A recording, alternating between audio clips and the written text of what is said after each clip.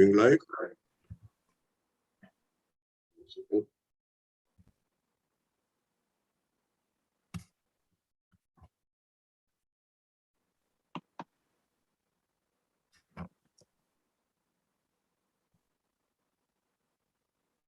Right, Singajana, you can go ahead.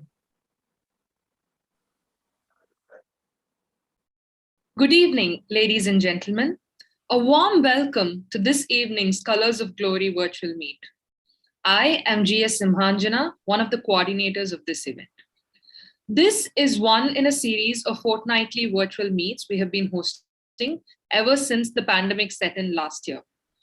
While the regular attendees of our events do not need to be told what our organization is about, kindly bear with me through a brief introduction for the sake of the new attendees whom we are delighted to welcome. Traditionally, our country never lacked organizations celebrating our heritage in almost every sphere of human activity, be it art, literature, or politics. However, for whatever reasons, the Indian Armed Forces do not really enjoy this privilege. It is this grave anomaly that our founders set out to rectify by raising Colors of Glory Foundation, the first of its kind in India 5 years ago. Today, we are proud to assert that we have carved a niche for ourselves, celebrating the heroism of our men and women in arms, past and present, through innumerable events, outdoor and indoor, varying from battle reenactments and commemorative marathons to documentary shows and intercollegiate history quizzes. Our website features over 120 popular blogs. We have a pan-Indian membership base of both armed forces veterans and civilian gentry, and some overseas members as well. We are confident of scaling loftier heights once we see the last of COVID-19. Meanwhile, we invite all of you who are not yet members of our organization to join us in our unique mission. Please visit our website to know how to join. I'm delighted to give you all a glimpse of the road we have traveled so far through this brief presentation.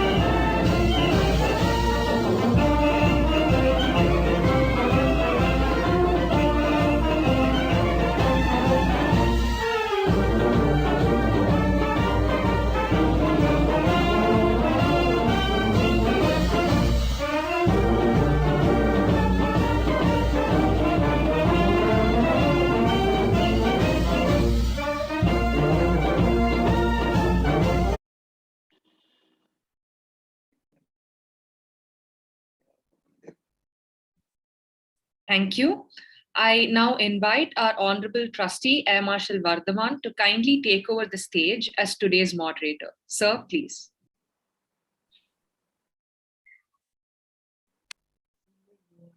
Thank you, Samanjana. Good evening, ladies and gentlemen. It's really a privilege and honor to, let me say, compare this evening's session. When we were all growing up in service and we used to watch all the, our seniors going with those, the medals of the 1971 war, we used to say, hey, why didn't we fight that war and, earn those medals? And during the 1971 war, I was a fifth termer in NDA. We thought the war was going to come into the NDA as well, and the Pakistani Air Force would be attacking us. So we all made trenches in front of our squadrons. And we used to go and sit in those trenches with the transistors and listen to all that was going on the eastern and the western fronts. These are glorious days for our country. Celebrating the 50th anniversary, the Swarnam Vijay Varsh, has I think brought great pride to our country. It is when we relive the honorable way and the valiant way that we fought the war and ended everything in the right manner, is something which our nation can be very, very proud of. This is being celebrated all over, and more people are realizing how well this nation has done. And it's not a mean achievement when you create the birth of a new nation, hand it over to the people of that nation to run their country on their own, and we come back victorious. And it is even greater that you bring back 93,000 prisoners as well. Today we have 7 veterans. My salute to each one of them for having fought this war so valiantly and given something which this nation can be proud of. And of course, secured the nation by just plugging the east side and, just looking at the west. So my warm welcome to the 7 veterans who have come here. So what I intend doing is request each veteran I will introduce each veteran and thereafter request each of them to share their operational experience during the war. I would request the veterans to limit themselves, maybe 5 to 7 minutes, so that maybe there are questions in the end and people want to interact. It'll be nice to interact because I think everybody would like to talk to the veterans who fought the war. The sequence with which I'm going to go through is like this. It's a nice mix so that it's not, it's a mix of Army, Navy, and the solitary Air Force officer, the fighter pilot that we have. The sequence will be Major General Jose Manavalan. I don't see Jose, sir. That's what I was wondering. I'm just calling him. He's not there, sir. He's not there. Should have been there, right? Yes, sir. I just realized now. Yes, sir. We'll start then with Brigadier Mohan Bharatan. Bharatan, right. Sir, is here. Good evening, sir. And thereafter, we will have Commodore Vasan. I can see him. Yes, sir. Then we follow with Commander Francis. He's there. I can see you, sir. Then thereafter, we have Wing Commander Iyer. I can see ma'am as well as Winko. Captain D.P. Ramachandran. And finally conclude with our Veer Chakra awardee, Colonel Krishnaswamy. I'll just tell you. So, emotionally, it's just logging in. Jose, General Jose Manavalan. Can you give a pause for maybe just logging in? We'll start with Bharatan, sir. Okay, we can go ahead. So, a brief introduction on for Brigadier Mohan Bharatan. While the engineers set the ball rolling, it is the angry roar of the guns which always heralds a war. Most wars begin with the artillery duels, when gunners of the opposing sides begin to lob shells at each other. And artillery shelling continues to be the most common feature of a land war throughout. No wonder artillery enjoys the privilege of being called the king of the battlefield. We have a veteran gunner here, Brigadier Mohan Bharatan, who has had the distinction of being part of the gunners' complement in the famous Battle of Basanta in the Western sector, probably the fiercest engagement of the 1971 war. He was already an experienced gunner by then, having participated in the wars of 1962 and 1965 as well. Over to you. Let's hear your story. Am I on? Yes, sir, we can hear you. Good evening, ladies and gentlemen. My name is Mohan Bharatan, and you can take half of what the air marshal has said with a pinch of salt. At the outset, permit me to submit that what I intend talking to you about today is not an official account of one core operations in the Shakargarh sector.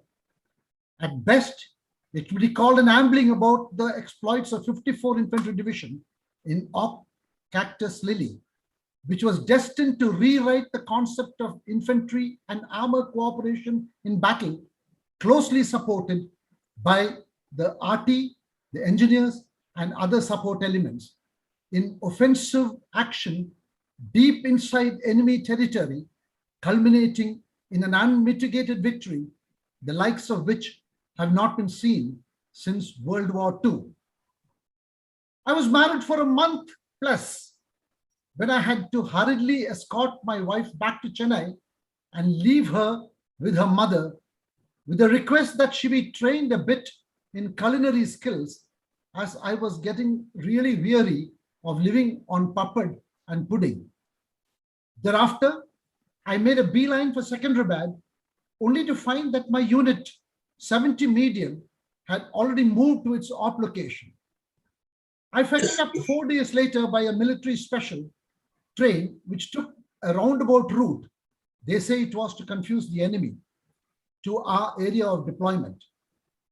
I was immediately dispatched to marry up with 7 cavalry, and for the next 3 months, I familiarized myself with armored tactics, a little of their style and equipment as well. At the 11th hour, 7 cavalry was pulled out of the operations on a special mission, and I was asked to report back to my unit.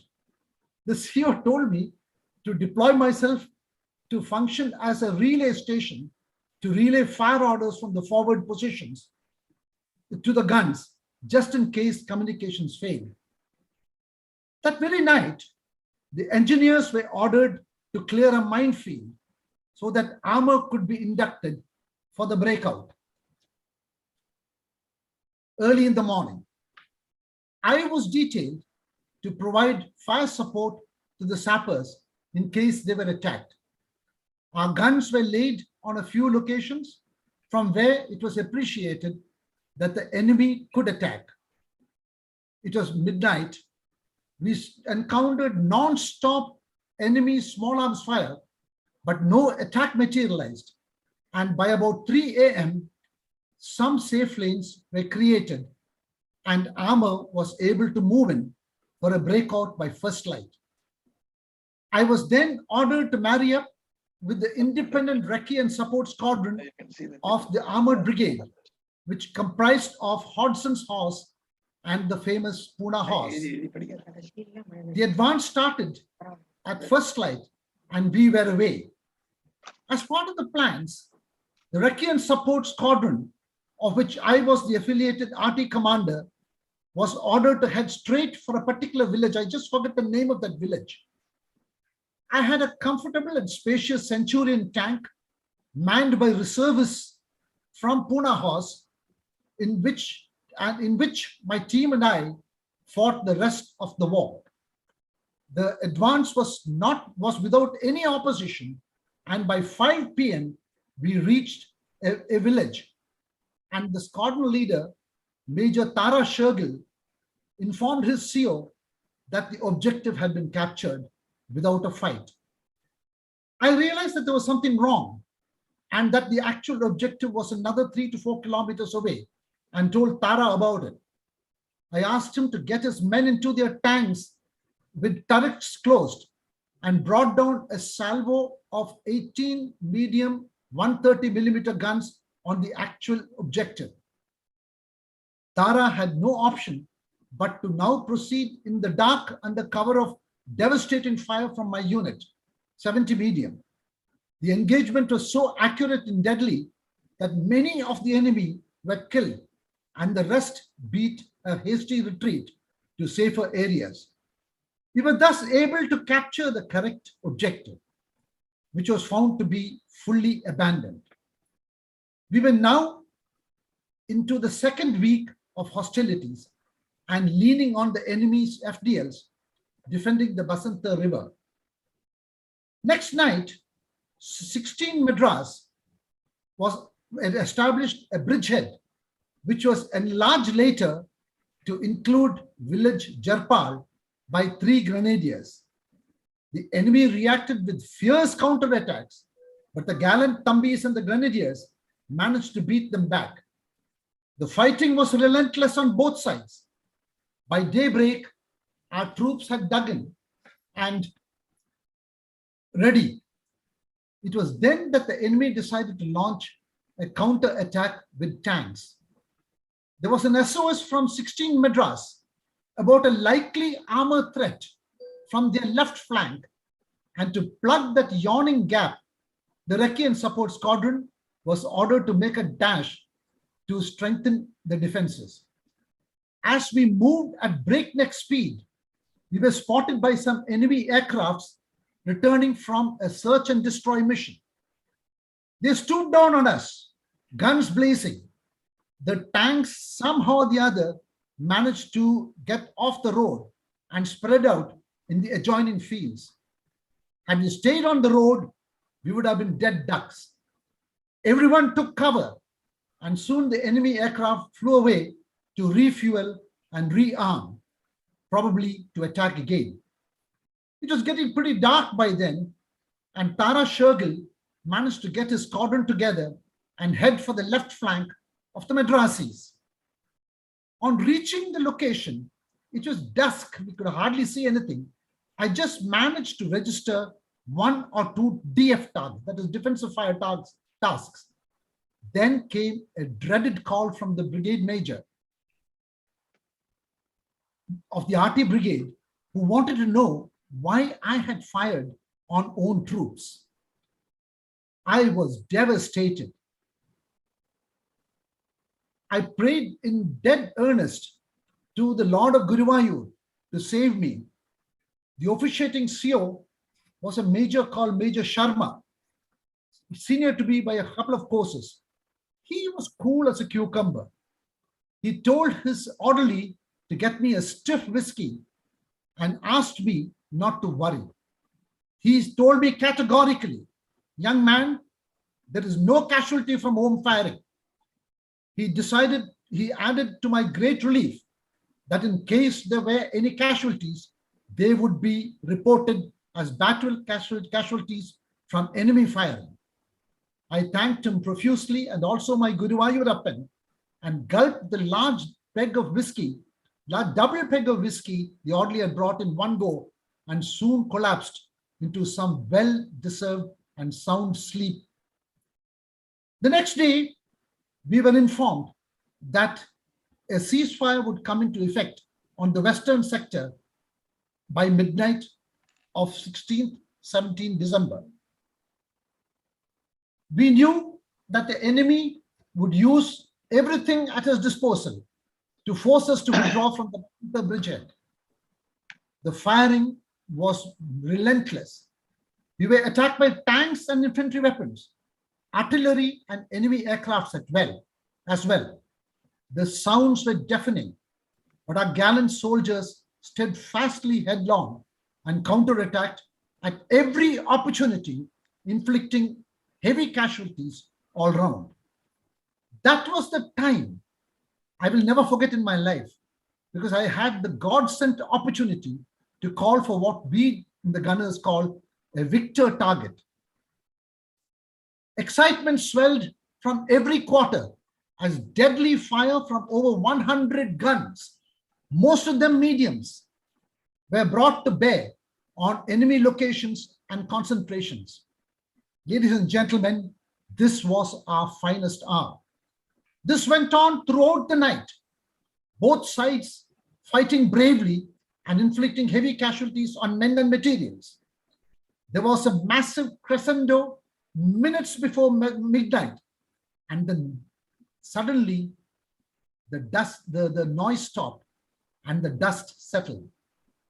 The injured were treated or evacuated, and the dead were counted and segregated. There was no time for grief.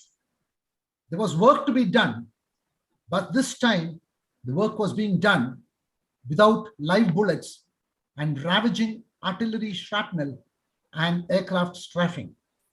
By daybreak, the tension had dissipated to a large extent, and men who were at war were suddenly seen enjoying a semblance of well-earned relief.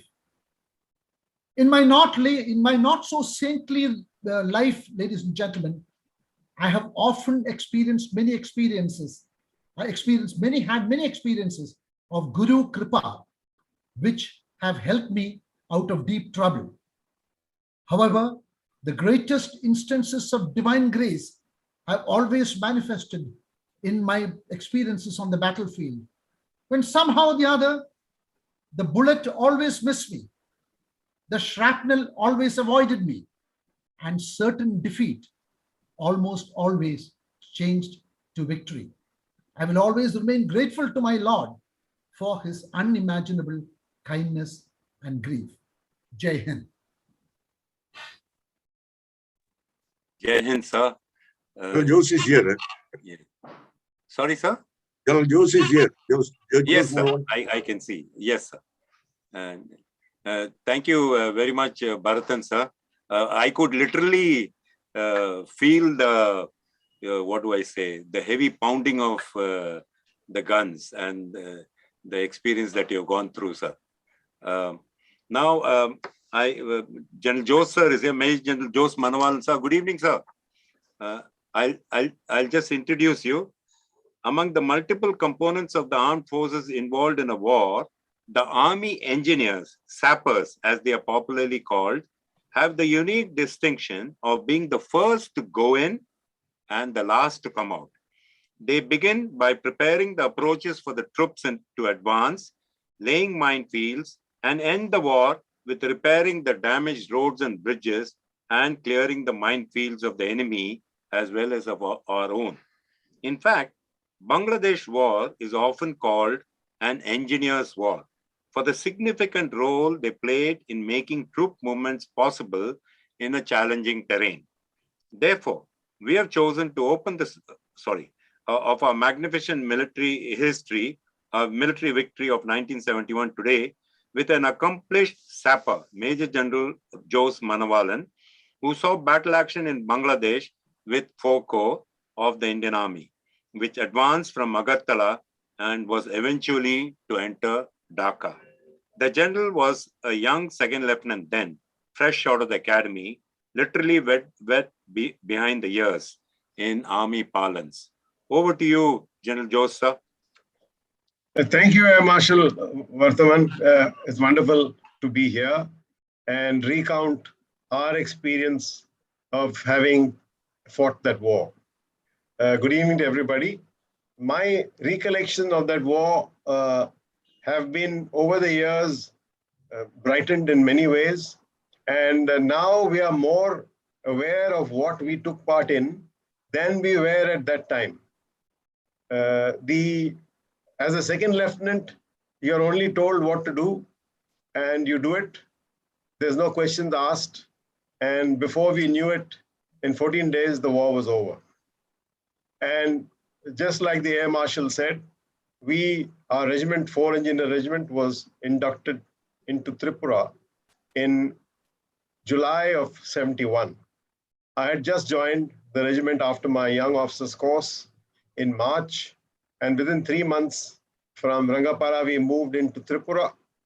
And from July to December, our regiment was engaged in preparing the approaches to the international border, which would enable 4 Corps to get across the international border and all the multiple obstacles that they were there in between. So the preparatory work started in July, and we constructed almost 60 kilometers of road, almost 40 wooden bridges, and 2 marboard bridges, which were the speciality of that war. The equipment was not forthcoming, and the sappers were made to improvise as we usually do. And out of the local sal wood, which we got special sanction for, the wood was sawed and we made timber bridges, which you'll see pictures of now. And those bridges enabled 4 Corps to advance to the international border very quickly. Once they were on the international border, they crossed at multiple points. And before we knew it, we were touching the banks of the Meghna. As a second lieutenant in the regiment, our task was to firstly make those roads and bridges in the 6 months prior to the war. And after war was launched, we supported the infantry troops which were advancing on these axes. And when we reached the Meghna, we were tasked to recover launches which were quite big steamers from the debris under the bridges. They were stuck. There were no locals available. So we had to recover those launches. And General Sagat Singh, as we know now, ordered assault onto Dhaka, which was not part of the plans earlier. So a lot of improvisation was done at Meghna, which the bridge was blown. The only bridge was blown. And we had to find other ways to get across the mighty river, which was almost 16 to 17 kilometers at places. So our regiment... Can you hear me? Dhaka. Hello? Yeah, on the way to the mighty Meghna was about 15, 16 kilometers long, wide, and we had to get troops across. Our regiment was part of the 4 Corps engineers who were made to make these ferries. We made them out of Bailey equipment, and the steamers towed these rafts across the river. A large number of troops and guns were escorted or ferried across the Meghna to points from Akhora on the side of India to the other side at Brahmanbaria. Brahmanbaria was just 1 minute. Mr. Sitaram, please mute your mic. Teresa Sitaram, kindly mute your mic, please. War is gone. No more war. Sir, you can mute him. Rama sir. Yeah. Ah, okay, fine. Right. Can everyone hear me? Can everyone hear me? Yes, yes. Yeah. Okay. So I was explaining that engineer troops, once we reached the Meghna, we were given a task which we had not been prepared for. And we used local launches to pull Bailey rafts, which had guns loaded on them, troops loaded on them, and multiple means to get across the mighty Meghna to the other side. As we all know now, there was a massive heli and air operation launched to ferry troops across. There was also a paradrop at Tangel. We did not know this when we were in the war. I was doing as a engineer, second lieutenant, was operating a ferry from 7th of December till about the 14th of December, when we took multiple infantry units and brigades across the Meghna. And on we advanced, we were camped at a place called Brahmanbaria. And after the ferry operation was completed, we heard on 16th that the war is over. So before we knew it, we heard that the war is already over. And we headed for Dhaka. We were at the historic signing ceremony as well. And for me as a second lieutenant, what happened around me is a blur. It's only now in hindsight that we have read and learned what our regiment took part in and what our actions were at that time. It only it came to dawn on us now that it was indeed a mighty operation that 4 Corps launched as part of the Indian Army's offensive. We had prepared well, and the results are there for everybody to see. We were also subjected, when I went to recce port places for establishing our ferry site, we were multiple times engaged by snipers and mortars. And that's the only time we came under fire. And throughout the operations, 4 engineer regiment did not suffer any casualties. That speaks that before we were there, the enemy had already left, and we did not face any danger from the enemy's side. Before we knew it, we were told that the war is already over. So that was the good part. But the ferry was a very interesting operation. And I'll show you some pictures now in the video which follows, which explains briefly what 4 Engineer Regiment took part in as part of the 4 Corps offensive. We were lucky as a regiment to get together 2 years ago, and all the veterans and our widows, we took a delegation and visited Bangladesh. We entered the way we entered from Agartala. We took a route through Akhora and Brahmanbaria and visited all the places we had operated in right up to Dhaka. We were given a tremendous welcome when we went, and we felt as though the war was won just yesterday. The people who welcomed us gave us a hero's welcome, and they treated us as though we were the ones who won the war for them. And at Bangladesh in Dhaka, we were given a civic reception, and they really felt that the Indian Army has done so much in liberating their country. And not only that, they themselves said this is probably the only operation where Army has liberated a country, handed it over back to them, and left in good time with their morale and reputation intact. So that made us feel good. 50 years down the line, the country still remembers, and the youth treated us as though we were heroes, which was excellent. It's coming from the heart, and we really felt elated at that time. I'll just share screen and play a small video which my regiment has made this time for the Golden Jubilee. Give me a minute.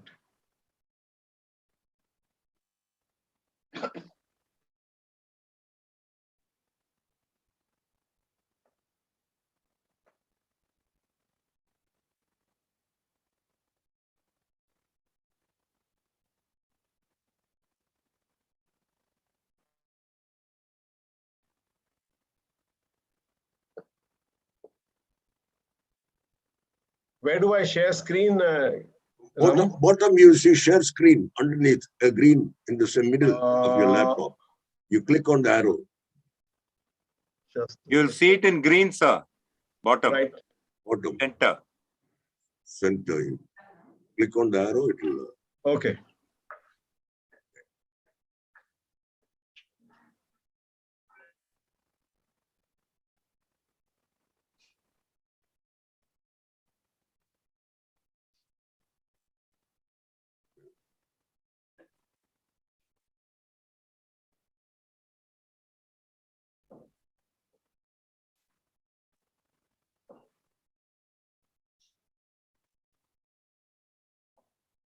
Video is no audio or it's silent?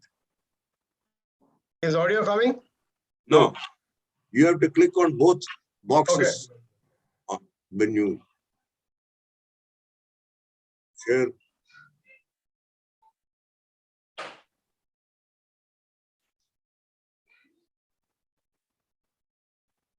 There are 2 small boxes underneath on that white screen. Audio and video. Click on both those.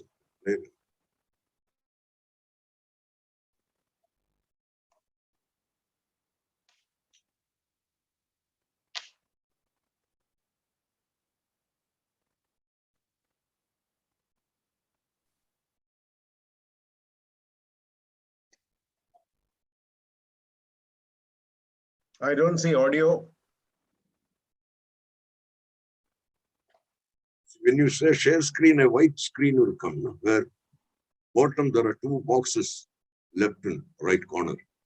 Click both audio and video will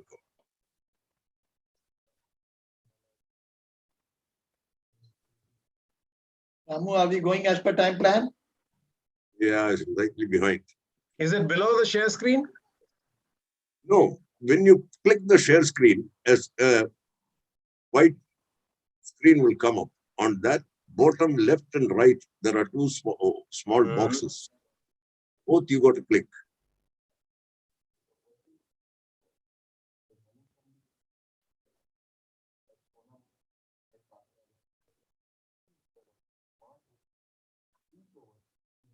No, I am not finding it. May I suggest, Rama sir, Oh, sir. we could do this in the end. Yeah, we could play this in the end. Joe sir, we Okay. can do it in the end, sir. In fact, you can forward it to me. Mail it to me. I can probably. Right, I'll play it in the end. Yeah. And you could send it to Rama sir. He can play it.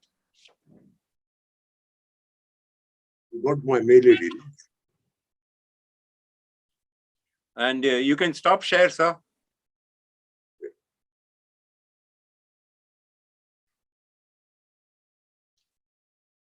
Have you got it back? Yeah, you can stop sharing. Yeah, it's okay. I can see you now. That's right. Right. Thank you, Joseph. I mean, I think it's a dream to be blooded as a young second lieutenant just after the Vyos course. A great opportunity, sir. I wish we had that opportunity. Thank you for sharing your experience, sir. We'll now go to, we have Commodore R.S. Vasan, who I will welcome now, introducing him. It is well known that our victory in 1971 was attributable to the brilliant role played by all three wings of our armed forces, the Army, Navy, and the Air Force. Even as the Indian Army was gearing up for the operation, the Indian Navy was busy throwing down a gauntlet for their Pakistani counterparts, blockading the sea route between East and West Pakistan, virtually choking Pakistan and isolating their eastern part from getting any help from the West. While our carrier group ruled the waves in the Bay of Bengal, we also had a special operations group operating in collaboration with the Mukti Bahini Marine Commandos of Bangladesh, causing havoc to the enemy harbor at Chittagong. We have a veteran of those little known but daring clandestine operations, Commodore Vasan, a young sub-lieutenant then, an assistant gunnery officer on board the submarine tender ship INS Amba, supporting our submariners operating with the Marine Commandos of the Mukti Bahini. Over to Commodore Vasan. We want to hear your story, sir. Thank you very much, Air Marshal Vartaman. It's a pleasure and honor being here, alongside the veterans from Army, Navy, Air Force who fought the war. And just as General Jose Manavalan, I was also a young sub-lieutenant. I was commissioned in 69, and I was on board this INS Amba, which was a submarine tender ship. But those days, we called it the cruiser of the East because it had the maximum weapons. It had two 76.2 guns, it had torpedoes, it had depth charges, it had a credible sonar, and it also had wonderful radars. So we were very proud to have been appointed immediately after my watchkeeping, which was also on the same ship. And I was the assistant gunnery officer on that ship, and which is for a youngster, it's a great honor to be appointed as such. So, that is when we came to know a lot more. Of course, at that time, we being young lieutenants did not have access to all the things that were going on in the Eastern Theater. But being a submarine depot ship, we were supporting many of the submarines. And the stories that you hear, particularly basically from Captain Savant, I was lucky to have met him on board INS Amba, because whenever we were in harbor, whether it's Visakhapatnam or elsewhere, the submarines were always alongside our ships, INS Amba, and we had a gangway, which we called the Sangway, which allowed them access in and out of the harbor. So that's when, of course, it's only now, as Jose Manavalan also says, we are able to put together various things of what could have transpired there. It's not that I had first-hand access to all that was being planned as far as the Mukti Bahini was concerned. But today we know that it was Captain Savant, his daring deeds of training the Mukti Bahini, which led to loss of many ships in the harbor, in Dhaka, in Chittagong, and other places. So there were many who had deserted the Pakistani Navy, the East Pakistani Navy. There were also some who had, come out of the submarine after training in France and Germany. So these were the people who were used by Captain Savant, and they trained them rigorously. There were about 516, according to the records which are available today, who were trained in underwater warfare. They were capable of carrying limpet mines in their, strapped to their belly. go all the way underwater, strap these onto the enemy vessels, and then come back. So, this was something which was unimaginable at that time because the likes of this Indian Navy had not seen. But I also would like to bring to your notice that in 1965, the government of India had issued a clear order saying the Navy should not participate in the war. It's so unfortunate.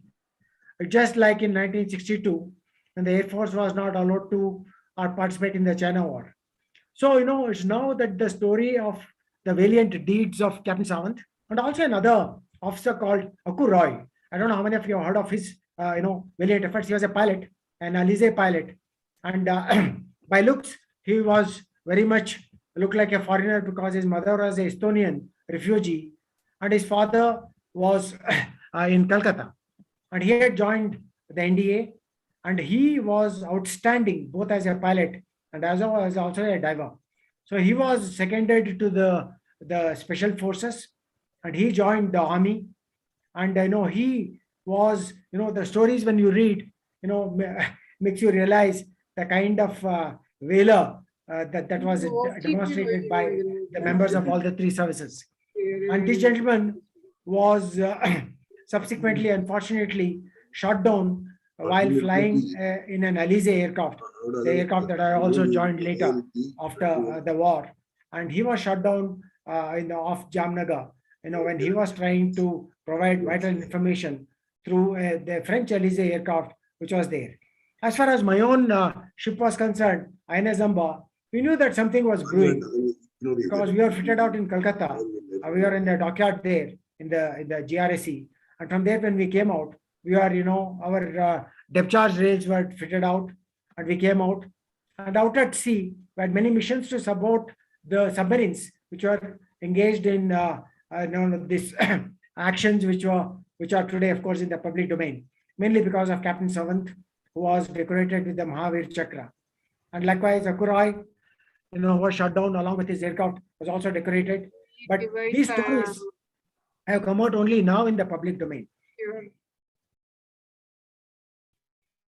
As far as INS Amba, which we call the cruiser then, it had the record those days and we did not touch any port for more than 40 days. Then it was Captain Dareshwar who was in command. And this was taken over by Commodore Gopal Rao, who you all are familiar with later.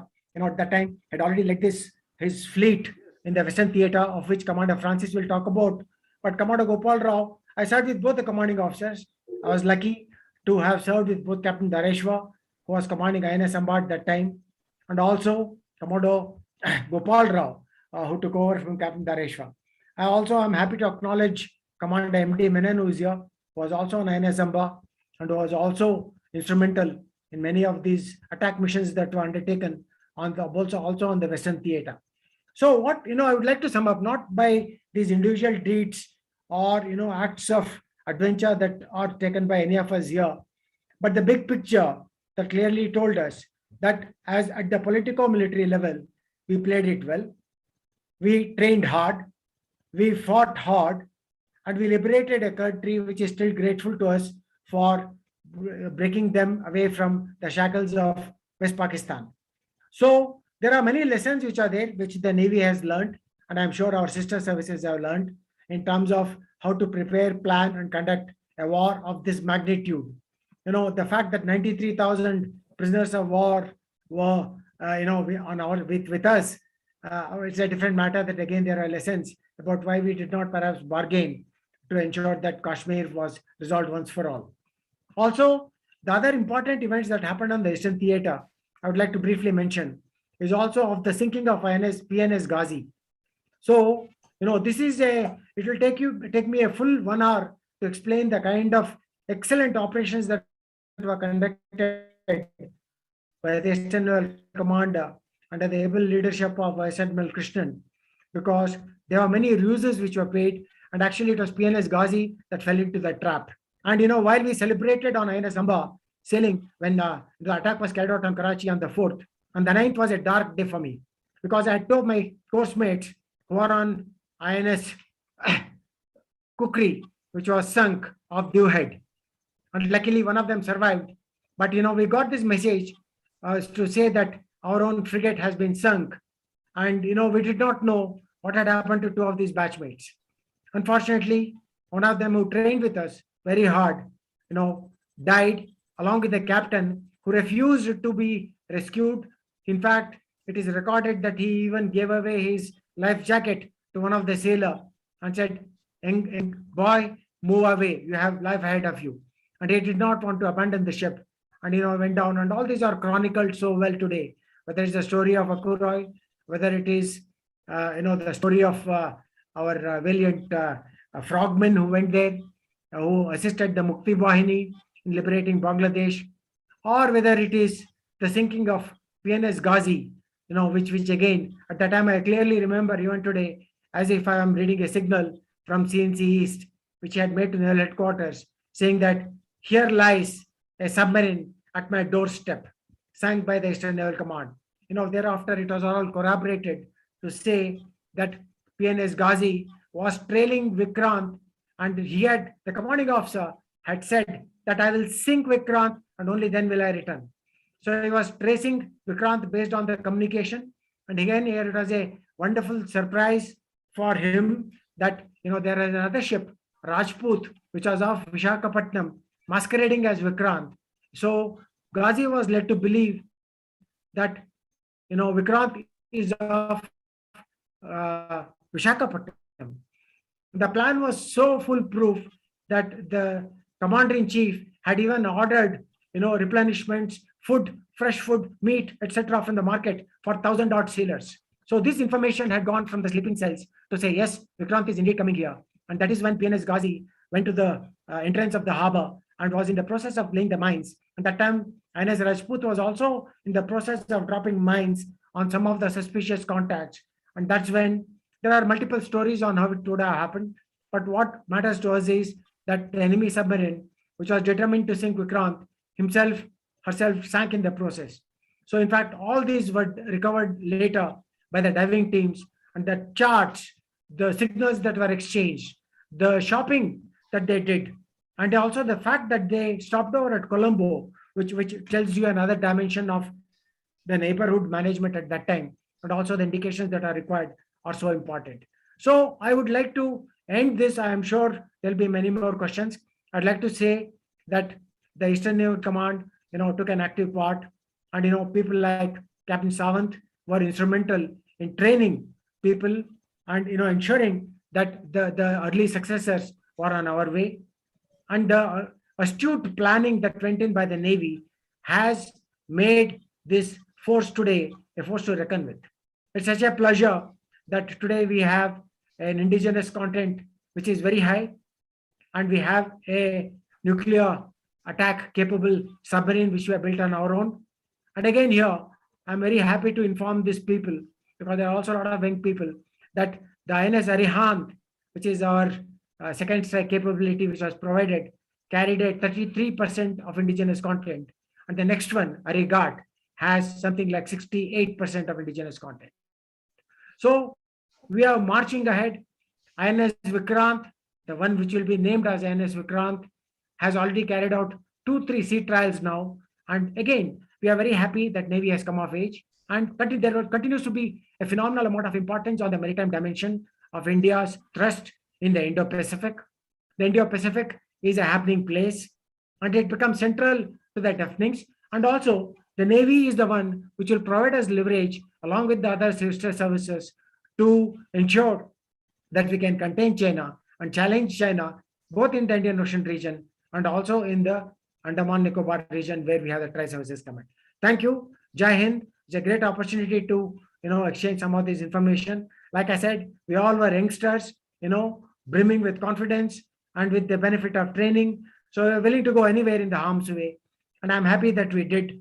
And we come out with great victory on our side, of which we are extremely proud of. Thank you. Jai Hind. Shamna Varuna. Jai Hind, sir. Indeed, a fantastic experience for a young officer, and the great work done by the Navy. Thank you, sir. I now go to Commander. I invite Commander P.V. Francis. P.V. Francis, sir. Yes, sir. I see you. While our Eastern Naval Command was busy blockading East Pakistan, the Western Naval Command was about to script a legendary chapter in our naval history. A strike group of 3 missile boats escorted by 2 anti-submarine corvettes and a fleet tanker staged a spectacular feat, attacking enemy ships and installations at Karachi Harbor on the 4th of December, the second day of the war. Codenamed Operation Trident, it was such an iconic operation which more than made up for the Indian Navy being not actively engaged during the previous wars. Consequently, the 4th of December has come to be celebrated as the Navy Day ever since. We have a veteran of the historic operation, Commander P.V. Francis, who was a sub-lieutenant on board INS Kachal, one of the escorting corvettes, while the missile boats launched their attack. Over to Commander Francis. We want to hear your story, sir. Thank you. Good evening, ladies and gentlemen. Can you hear me all? Can you hear me? Yes, sir. Strength 5. We can Thank hear you. I joined INS Kachal in the month of January 71 after getting my watchkeeping ticket as a fully qualified sub-lieutenant. And we kept, by the way, the ship was in dry dock. It was doing its guarantee refit. And in the month of February, we were launched from the dry dock, almost like a brand new ship. And our captain was in a big hurry to get back to Vizag because we were an Eastern Fleet ship. And he was very interested in taking the ship back to Vizag. So we sailed to Vizag, and on the way we participated in the Sri Lankan, there was some uprising there in Ceylon. We called it the Ceylon Patrol. We had taken some 16 ships to Colombo to make sure that the arms are not dropped into Colombo. Then we went on to Vizag. And in Vizag, in the month of April, we got our new commanding officer. He had come directly from the naval headquarters, and he seemed to be knowing what is going on.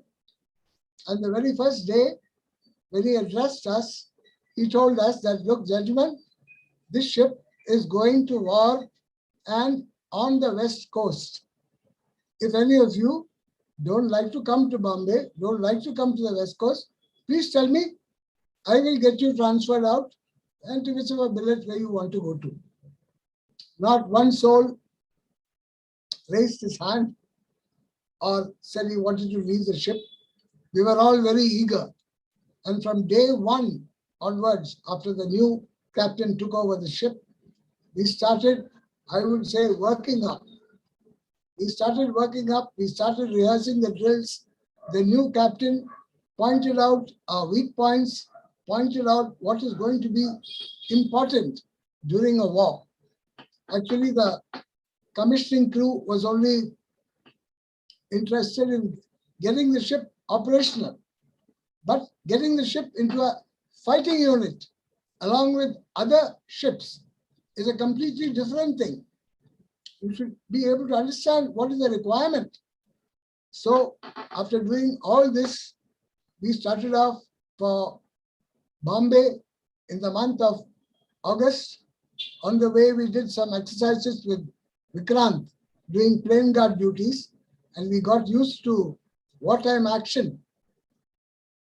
Then we sailed on to Bombay after some 20 days of plane guard. And then we reached Bombay. Bombay was completely different.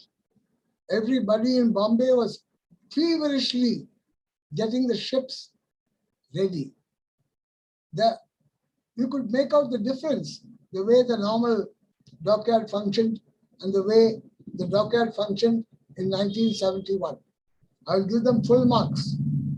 The ships were got ready, and from September, October, we started rehearsing what would be done. And towards the end of September, we made the first foray. I was quite surprised. We were going directly for Karachi. And this time, we stopped at 100 miles. And then at 100 miles, the Admiral made a signal This time 100, next time 50. And he wanted to see the reaction. The signal was made in plain language so that the Pakistanis could get it. There was no action. There was nobody coming to investigate who came and made this signal and so on. We went back safely. We again worked up. We got things ready. We repaired whatever was damaged.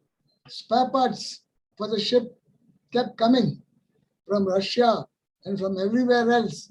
This is being a brand new ship. They wanted to keep it going like a brand new ship. And our captain was very, very finicky about it. He said, no second class, only first class equipment. We loaded torpedoes. We loaded depth charges. We loaded mines. All kinds of things on the ship. All our launchers, anti-submarine launchers were full. All the gun magazines were full of shells. We brought in some new radio sets which could monitor and which could also migrate. No transmissions were allowed. When the ships left harbor, of the 2000, no orders. The order to us as we cast off, and at particular times we had to open them, and in that, what is the next maneuver would be given. So it was totally silent, and no. It was all optical instruments used for keeping distances between the ships and for doing everything. No radars for navigation. It was again back to sextant and star sight and sun sight for getting your position in the middle of the sea. And slowly we advanced from 100 to 75 to 50. And by the time it was November. And I think one final attempt we did sometime in the 20th of November, and we got back. And this time, in right earnest, all ships were fully fueled. I've never seen so many tanker lorries on the jetties in the Bombay dockyard. And they were fueling, every ship fueling. No smoking, no this, no that, no radar transmissions, because it could cause fires, the vapors. And after topping up, they were all waiting for something to happen. Then we were told, look, cool it. You're not just going to sail off like that and go to war. You'll be told when to go. By the time it was end November, I think on 30th November, we sailed. We were also told not to write any letters or to tell anyone where we are going, what we ourselves didn't know where we were going. And after we sailed, the first envelope opened. It gave us a position. From there, we sailed in so and so direction. And then slowly the next envelope was opened. And finally we reached Oka. And in Oka, there was INS Kachar and Kiltan. From somewhere, 4 missile boats appeared. God knows the way they came. Nobody, and there was no talk. There was no chat, no hello, nothing of that sort. 4 missile boats came and docked. And during these exercises, we were carrying huge ropes, nylon ropes. Wondering for what this nylon rope is for. It was for towing the missile boats. The missile boats were fully fueled. And when we left on the 1st or 2nd of December, we were towing the missile boats. And when you tow a missile boat, you can't go very fast. So we reached, again, opening envelopes. The representative from Naval Headquarters had come to Oka with a big bundle of envelopes. And each ship got an envelope. And we had to keep opening them. And every time we opened it, we found a lettered position, which we had to reach by so and so time.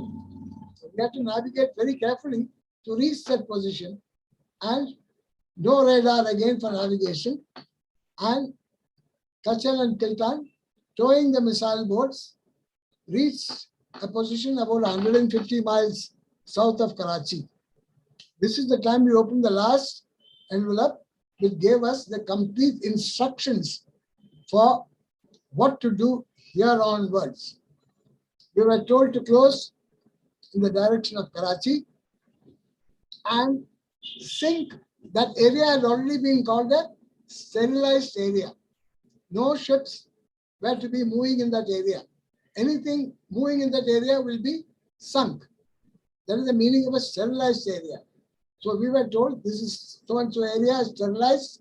You can engage any contact which you see. And at about 11 o'clock at night, we released the missile boats. They moved at full speed towards Karachi Harbour. We also were moving at full speed. We are moving on gas turbines. There's a terrible whistling noise in the ears. And we were told to wear ear muffs. But then we didn't want to miss anything. So many of us just wore the ear muffs around our necks. And we kept listening to what was being said. And we were very lucky. We had a photographer who boarded our ship at Oka from, he had come from Naval Headquarters with special cameras and lenses. And the first missile boat, that was Nirgat or Nirvik, reported 2 contacts. A captain told them, go ahead, engage. We saw the missiles for the first time at night. All practice missile firings were conducted in the broad daylight. For the first time we saw nothing but flame. One round thing going, and suddenly dip, and a big flash when it hit the target. It was really exciting to see it. And this photographer photographed all that. And the missile boats kept closing because there were no other targets on the surface. And we also got orders to switch on radars. Now switch on everything. Be careful because we're closing land. We could run aground. So we switched on radars and we were expecting the enemy to pick up these signals and come and attack us. But there was no attack, nothing.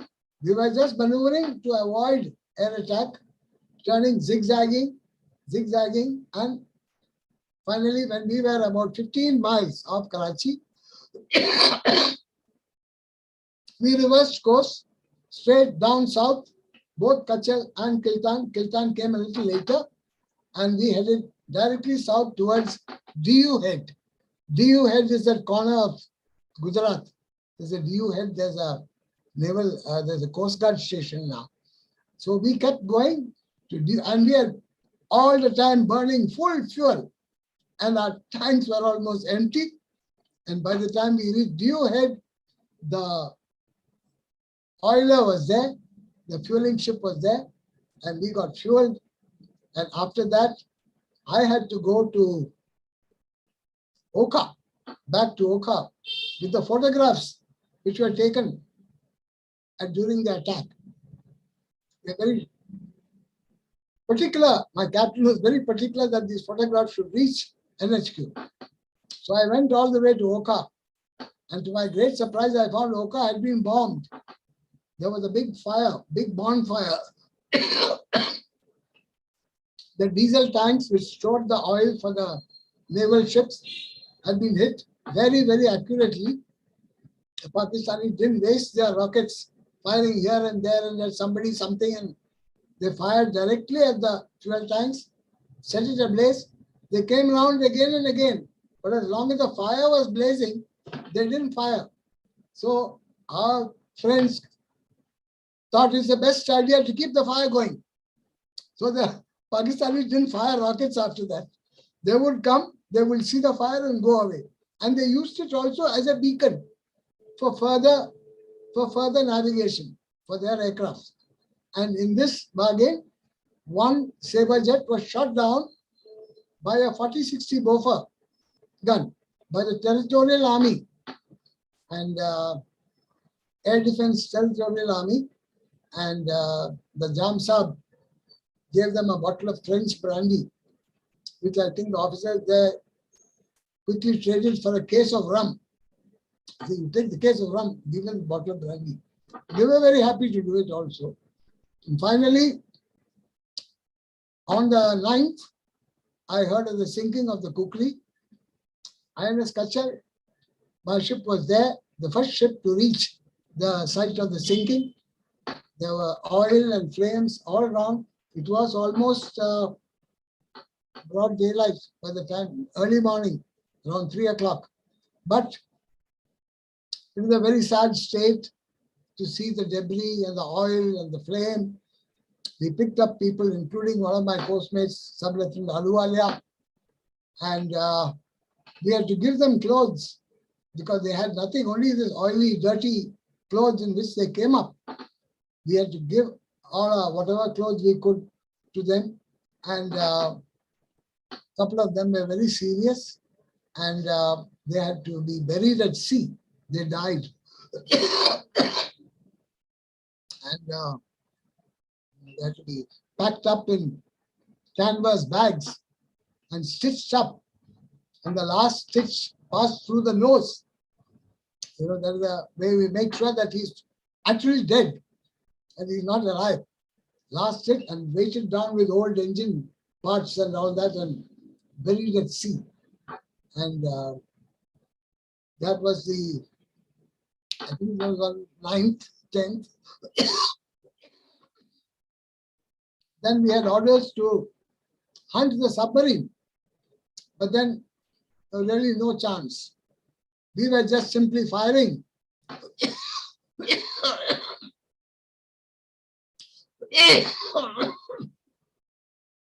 At everything which we thought was a submarine.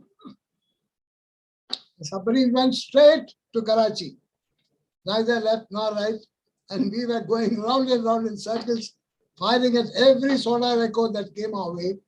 Finally, the operation was called off on around 12th or 13th. We captured a merchant ship carrying wheat to Karachi on the way. Otherwise, we also got a signal that no more hostilities, pack up. Very happy, packed up and went straight back to Bombay with absolutely zero ammunition on the ship. We had only what was loaded in the guns and in the rocket launchers, nothing else. Everything had been fired off. Never heard of a ship like that. That is my story. And I can tell you, it is not just the battle, it is the preparation which went for this. Thank you. Thank you, sir. Thank you very much. So you had an experience on both the West and the East Coast. Thank you for sharing your experience. Now we go to the lone Air Force pilot, Wing Commander P.K. Iyer. Welcome, sir. An introduction. Having heard two veterans each from the Army and the Navy, let's turn to the Air Force. Army veterans who fought in Bangladesh invariably recount the astounding role played by the Indian Air Force in virtually writing off enemy air power in the East in preemptive strikes, and how it made their job easy with absolutely no threat from the air.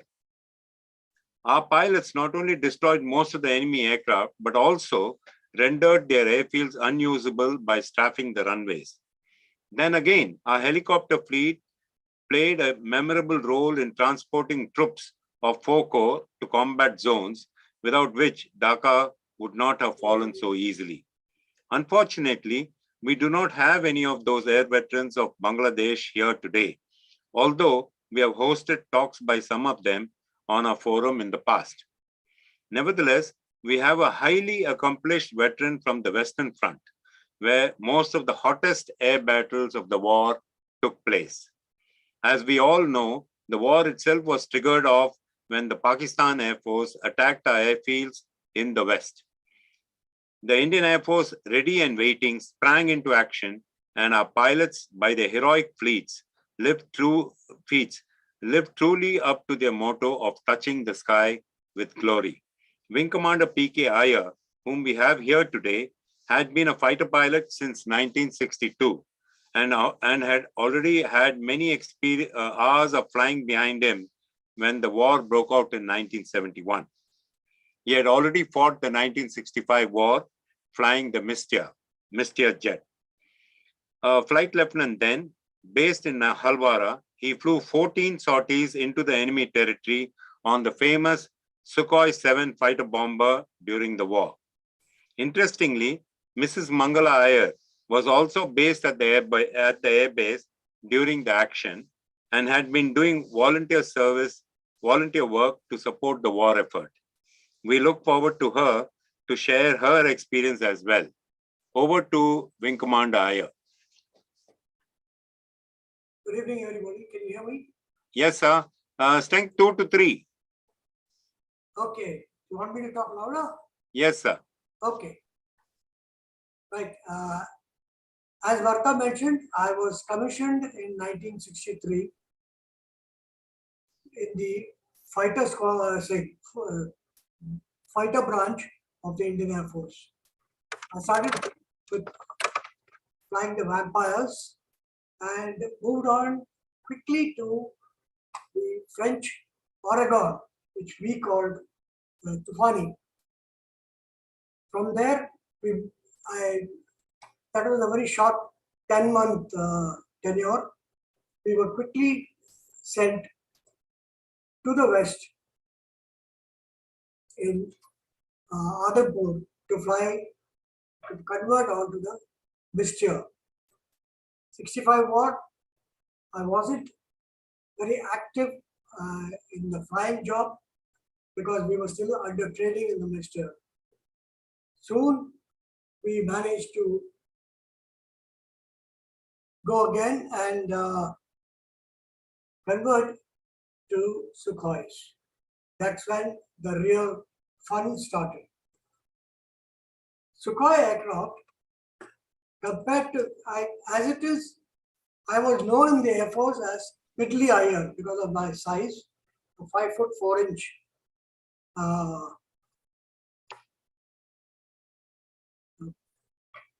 pilot who I could hardly see anything out of the aircraft. People couldn't see me once I sat in the aircraft.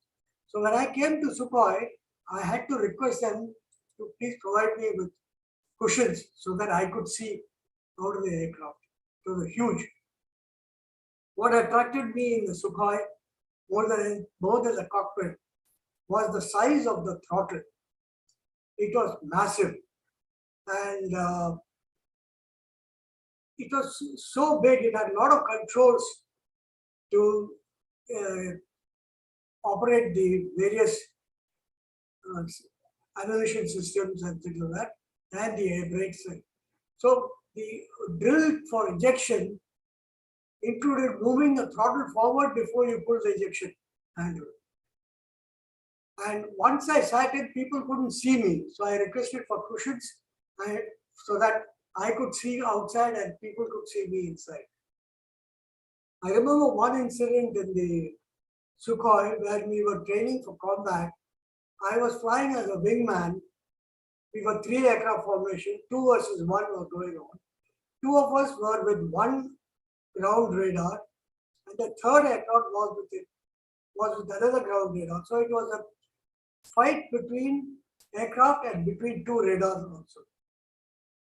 So while we were flying, I saw the 3rd aircraft, which was the enemy aircraft plus, simulated, coming in at about 4 o'clock. And I told my leader that I can see bogey coming in at 4 o'clock, about 3 kilometers.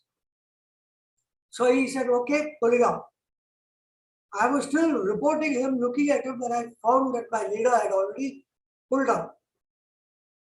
So I had to open full throttle and pull back on the trigger very hard. And during this process, I flicked the aircraft and I found that I had pulled as much as 13 G. The normal combat saying to pull about 6 to 7 G maximum. I pulled about 13 G, but I managed to survive. And we came back and landed. And then we moved from Mala to Halwara, positioned ourselves for the 71 war. There we did some intensive, extensive training especially during dusk and night flying. And coming December, the war was, we were 3rd of December, we were still doing some night flying exercises, and we were suddenly called and asked to land immediately and report to the operations room. Next thing we heard was that we had to report next morning at 3 o'clock and start our operations. I remember the very first sortie I was flying with a coursemate of mine. As the leader, 2 aircraft formation, we went to attack a train which was loaded with enemy tanks. The place called Bahawalpur in West Pakistan. It took us about 40 minutes to reach there from Halwara. We found this train and it was thrilling for us to release our rockets, and we must have destroyed quite a few tanks between the two of us. 10 minutes later, other aircraft from other bases also followed, and they also carried out an extensive attack on this train. With the result that Pakistani tanks didn't reach anywhere that they were supposed to. After that, like Marshal Murtaman mentioned, we carried out 2 to 3 sorties almost every day till the 16th. On the 16th, ceasefire was declared, and we had a good session during the whole war.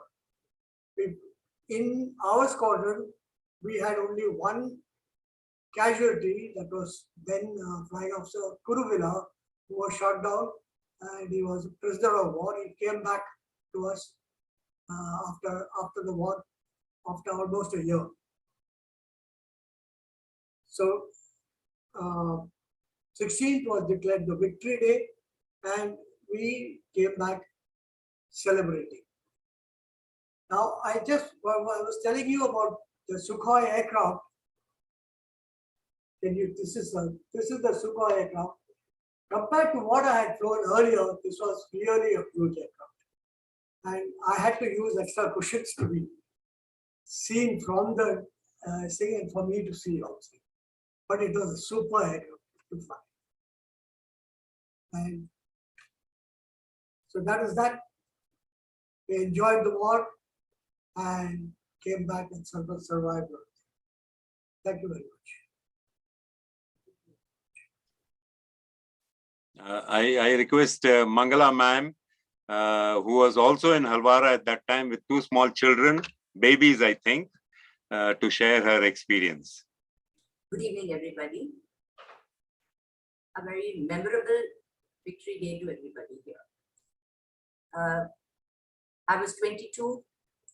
I had 2 little girls, one 2.5 and one 11-month-old baby. My grandmother, who was 72 at that time, was living with us. My mother-in-law was visiting us from Bombay. By the time in June, we moved from Ambala to Halwara. And in Halwara, we were all assembled one evening by Marshal Gole, commanding officer, who told us all, ladies, if each of you has somewhere to go, please leave immediately. I cannot have any officer burdened with family or children here who will not be committed to his flying. I need all of them to be free and to fight. We are preparing for a war. We don't know when it will happen. So I'm giving you enough notice. I think you should all try and pack up your bags and leave. Many ladies did do that. 5 or 6 of us who decided that we will push it till the end. And if nothing could keep us there, only then we would move out. There were blackouts. From June and July, we had complete blackout on the Air Force Station. We couldn't light a lamp or a candle after dusk. And as the winter closed in, it was getting worse. The the darkness sets in by 3. And after that, it's pitch dark till almost late in the morning. Our husbands were just not available to us. We didn't know where they were, what they were doing. It was the dhobi who would tell us, "Saab kal aayenge, kapda tayar rakho." You know, he would say the saabs are coming tomorrow. There were bachelors there. Halwara is a very small station then, and we were living in the barracks. The Second World War barracks were our homes. So you had a door, but it was just to make you feel secure that you had a door.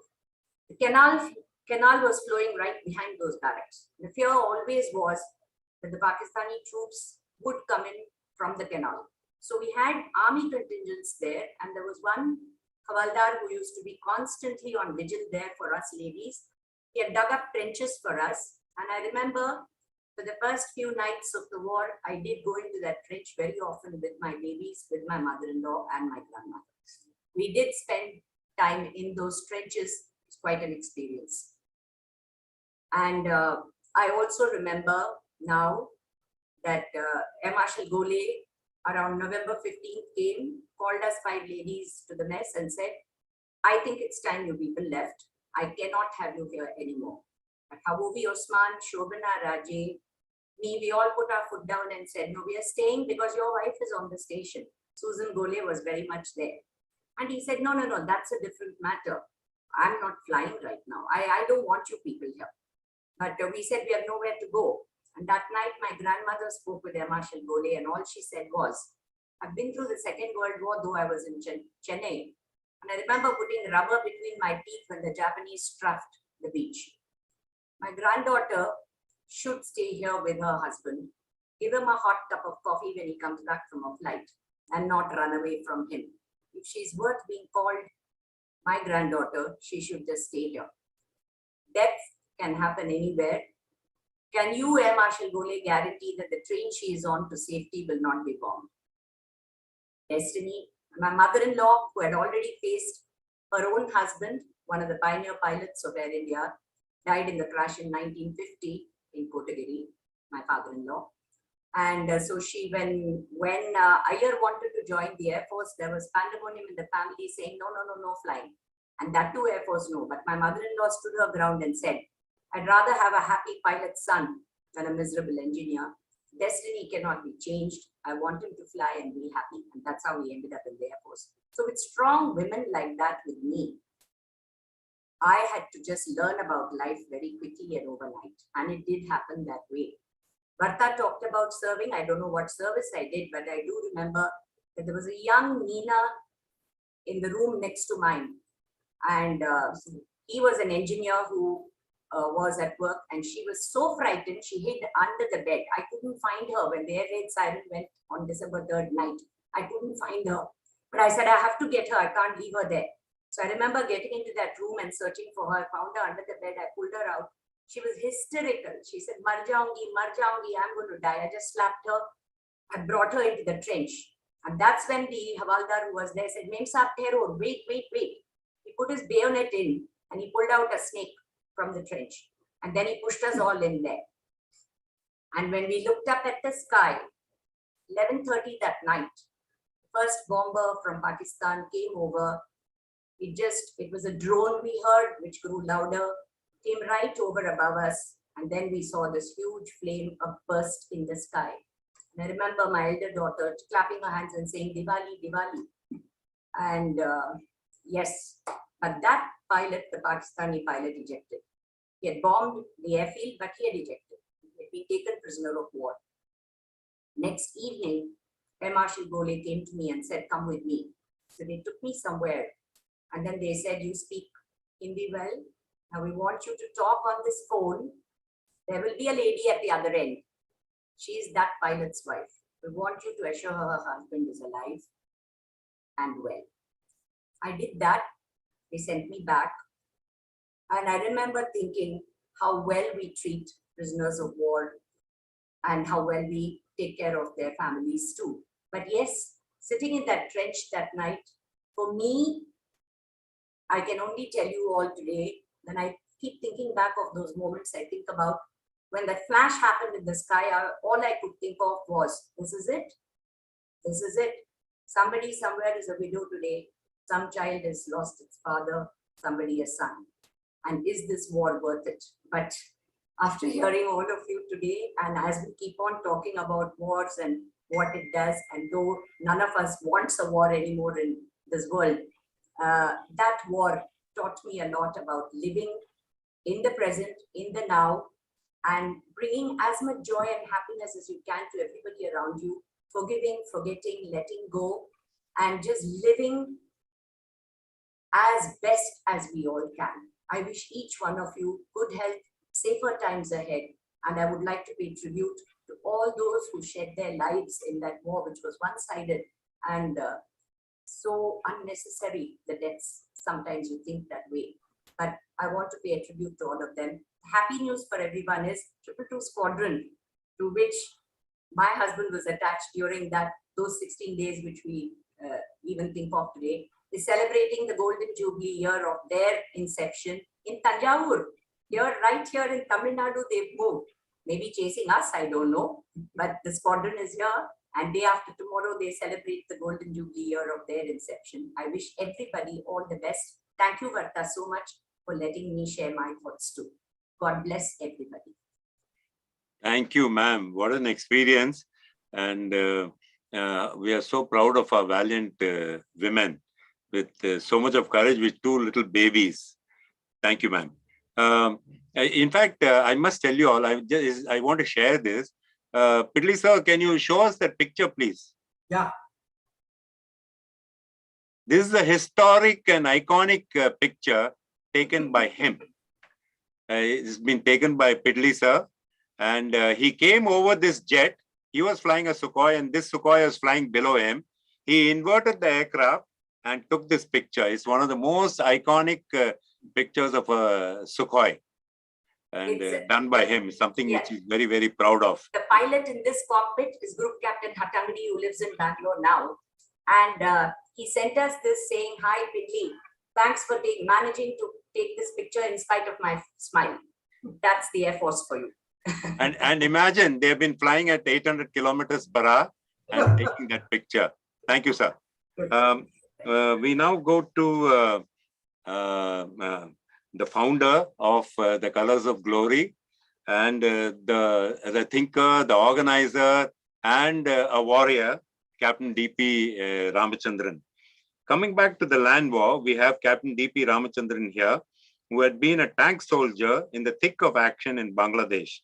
As a young captain of 4 years service, he commanded a squadron of T-55 medium tanks by default, as he describes it, for a shortage of senior officers at the juncture in his regiment, the 63 Cavalry. His unit was deployed in the northwest sector of Bangladesh under 33 Corps, which saw maximum fighting in the theater because of the highest troop concentrations by both India and Pakistan in this area.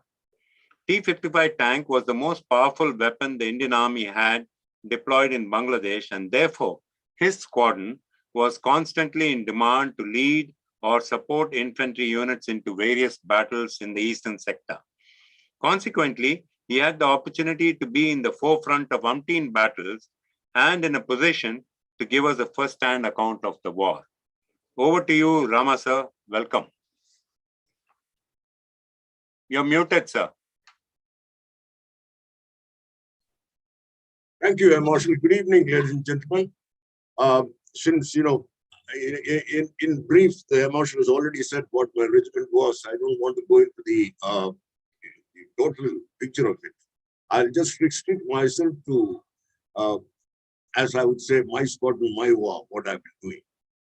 My most memorable moment of the war will always remain the one which, when we were, my squadron was unleashed on the afternoon of 3rd December.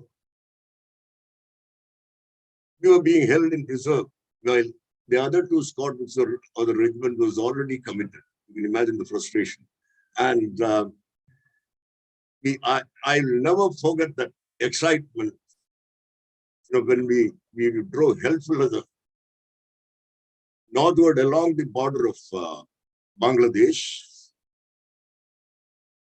wheeling in eastward, some for a distance up north, and punching our way in Bangladesh to outflying Hilli, where a stalemate had developed following a abortive infantry attack the night before. So that was my most memorable moment, as I said, to begin with. The night that followed was quite memorable as well. We were halted facing a rivulet for the night. We're supposed to wait out the night there and commence the advance early morning next day. But as it happened, a 4-rank task force under me was sent out on a special mission. We were supposed to rescue and recover a stranded PT-76 light tank. This had gone across on a reconnaissance mission in the afternoon, that's what I was told. And the intelligence given was the area is absolutely clear of enemy. Unfortunately, it is flawed. We drove in blindly into hostile territory, and stepping off the tank, we looked for the telltale signs of the tank which we could find, which had gone through. With 2 of my men with me. I walked smack into the enemy forward propellers. It was quite a comedy of errors. Their sentry mistook me for an officer of theirs. I mistook him for one of my men. And those that funny moment, when I was rebuking him and he was standing in attention, socks off. So to cut to the chase, we shot the man dead, and and exposed ourselves in the bargain and became the target for the entire front line, which all opened up with paraflares and what have you. We ran back to our tanks for our dear lives. 2 of us made it. And the 3rd man, Lance Mohinder Singh, was hit. I could see him lying out there some distance away. Impulsively, I dashed back to him, and never before or after in my life, I had such a terrible moment.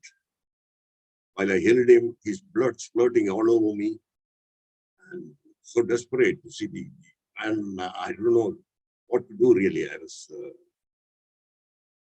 was trying to drag him desperately, because right there I was also exposed. I was oblivious to it. I got to get him out. Unfortunately, when I covered a certain amount of distance, some of the others joined. I don't even recollect. We sort of dragged him, pushed him, lifted him, somehow got into the tank. By the time he was gone.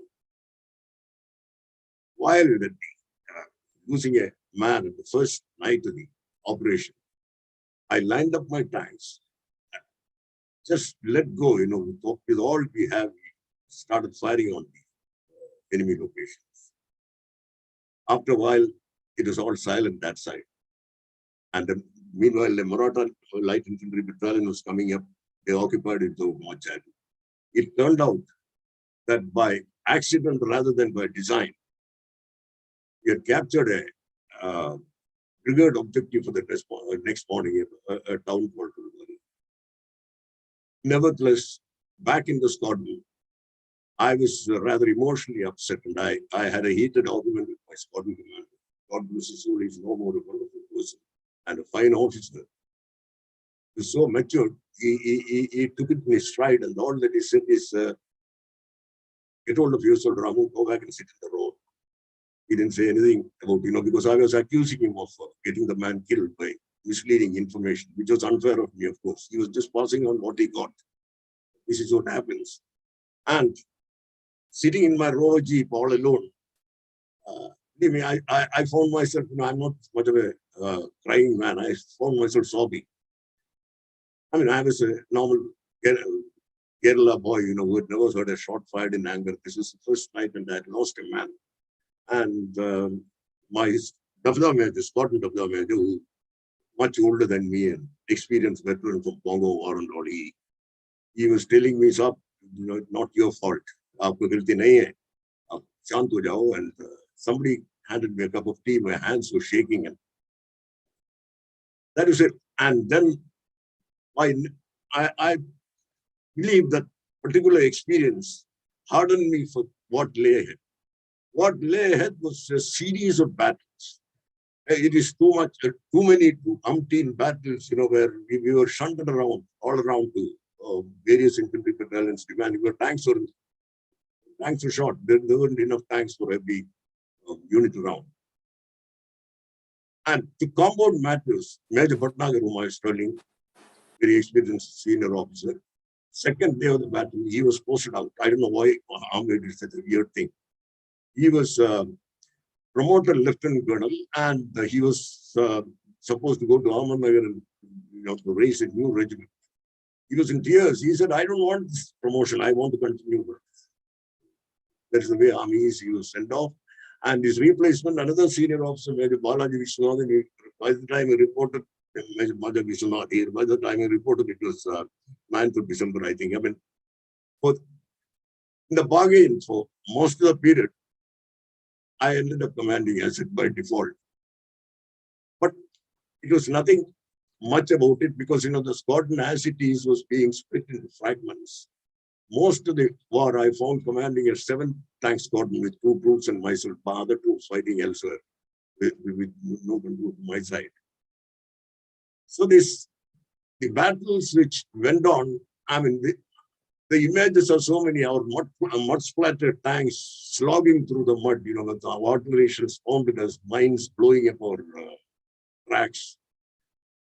And one of the, in fact, the images, they were so vivid. I mean, that's what prompted me to write a book in the first place. I always say I was a writer by accident because, what I saw was so much. I thought, it's history in the making and I was part of it. Why should I write it? In fact, one of the images which has always, lived with me is, it has given me nightmares for quite some time. One fine morning, we drove through a paddy field littered with bodies of men from 17 Kumon. I mean, not 17 Kumon. I think, I don't think I Kumoni battalion only I can say because the tanks were going through that and we could see men dying, dead and dying, littered all around. To stop the tankers got out, tried to give some help, give some water, some first aid. And then, I got a strict order from the back, brisk, get bloody well moving. That's what the army is, that's the army at its most brutal part. Why the hell have we got down? Get on and move on. Get some casualties will be taken care of by somebody. Go. So we ultimately, the enemy which caused that havoc, we destroyed them. In the sense, I saw very gory scenes where we had the tank attack, assaulted the place and finished them. I didn't feel much about it because I had just seen my men so many killed. So this was, now I don't want to go into, there were so many battles, it's difficult to explain all that, but with so many, with enemy in full retreat, I was a total rout. By 12th December, the Eastern Command decided we were no more required there. The tanks, 1 or 2 squadrons were left. The 2 of our squadrons were pulled out. My squadron was pulled out on the 12th of December itself and rushed to the western front where battles were still raging and tanks were badly required. We heard of the surrender on board train. I'll end my because as I said, there are too many things and, it's very difficult to tell all this. If I start going, it will become too expansive. When I'll end my recounting the memorable moments with the ones of those rousing receptions we received along all along the stations when our train traversed North India from east to west. I particularly remember one at Lucknow. Most of us were, we were catching up with our sleep, which is badly required sleep, so many things, and most of us quite inebriated as well in the train. And suddenly we were woken up. We found the coach full of pretty young girls, carrying sweets, flowers, garlands, and, doing aarti and applying tilak to all of us, things like that. So we were, and the train moved off in no time, and we were sort of aghast by that patriotic fervor which has got the country, because we were just in front, we didn't realize, the emotional impact of it. In fact, one lieutenant, I.J. Krishna, I remember him, with plenty of sense of humor. He had the last word in that. He sort of got up and said, I think I'm dead. Because with so many girls and all, so I should be in heaven. I'm dead. But then I looked around, I saw you jokers sitting in your filthy overalls. I knew I had no such luck. That was my war, I said. Thank you, ladies and gentlemen. Jai Hind. Jai Hind, sir. Thank you very much, sir. What an experience and after experience as well. Thank you very much. And the best gift that we have is Captain Ramachandran has written his experience in his books and shared with us in many ways. I must also add add to his story.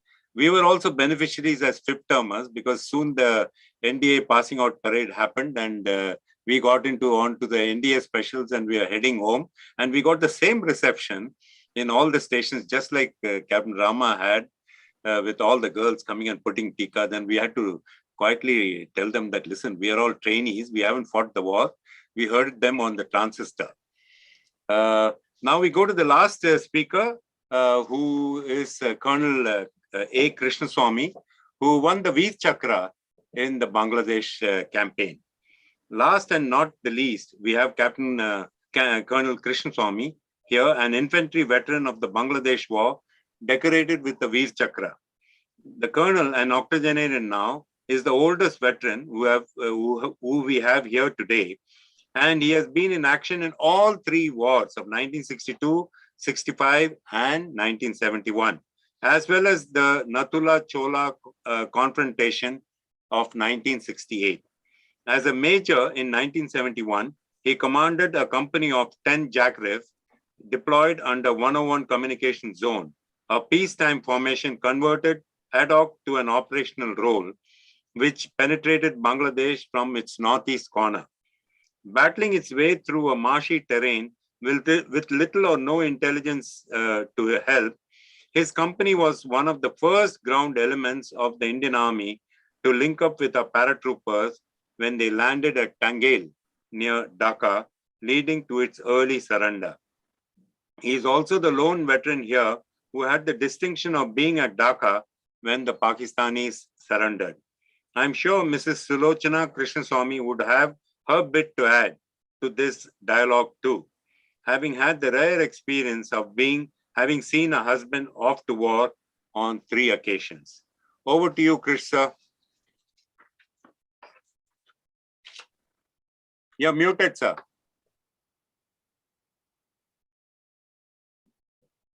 You're muted. Mute. I hope I'm audible now. Yeah, no. Very clear, sir. Right. Marshal, the time is going to be almost 2 hours. And so all of you have heard me, seen me, and probably are aware of what I did. And therefore, I'll make it very short and sweet. Since you are given an opportunity for my wife also to say, so I will curtail my talk to ensure that the dinner is not delayed too much. Now, Air Marshal is very correctly brought out, and so are the other speakers who highlighted the performance of the Army, the Navy, the Air Force, the engineers, the artillery, the armor, so that very little is left for the poor bloody infantry. We are called PBIs because we are the fellows who face the bullet. You soften up the place, you can do whatever you want, you can do airstrikes, you can run over the place, but finally the blooming infantry goes and does the bayonet charge, occupies the place and stays there. and even faces the threat of a counter-attack. Now, more than that, we also have the Air Force sometimes giving us such a support that we can walk with impunity as we did in Bangladesh. The complete Air Force of the Bangladeshis, rather East Pakistan, was silenced. So we could walk in broad daylight, even perhaps without our helmets. Now, my action starts on the 12th of December. Till then, I was faithfully following the leading formations, which were brushing away the opposition. And we reached Tangale on the banks of River Turan. And across the river, Pakistanis were in strength. They had an ordnance factory which supplies them full of ammunition and arms. And of course, Dhaka. The distance between Jaidapur and Dhaka was 16 kilometers. I was told to cross the river Turan during night, which was fairly deep, chest deep, I would say, stealthily, and lay an ambush come roadblock to prevent the enemy from coming from either from Dhaka towards Jaidapur or from Jaidapur to Dhaka, and link up eventually with the formations. The task was given as such that I had no maps, I had no briefing, I had no knowledge of the ground. And I was walking in enemy territory with 6 Mukti Bahinis boys. They were not even adults. Mukti Bahini boys coming from that area who were supposed to lead me and take me across those winding rice fields to reach the road. We were walking on compass.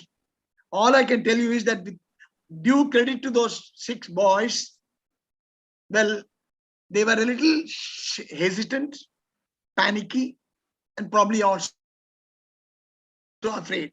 My task was to lay the ambush before the sun rises and catch the enemy. And I had to cross during the hours of darkness. And at 6 o'clock in the evening, that area became dark. So I had to use my intelligence, show a faint cross to the enemy to deceive him, and cross 1.5 miles away down south. In the sense that he expected it that least. Pakistanis expect that as the least. We crossed. The 6 Mukti Bahini boys did take us around, but we were covered with flush because we were walking in the berms of the rice fields. From top to bottom, we were covered with slush. Boots were wet, but we had to remain absolutely doggo. The enemy would go on the road with jeeps, with searchlight mounted, use prophylactic firing wherever there was a suspicion, and let go a couple of rounds.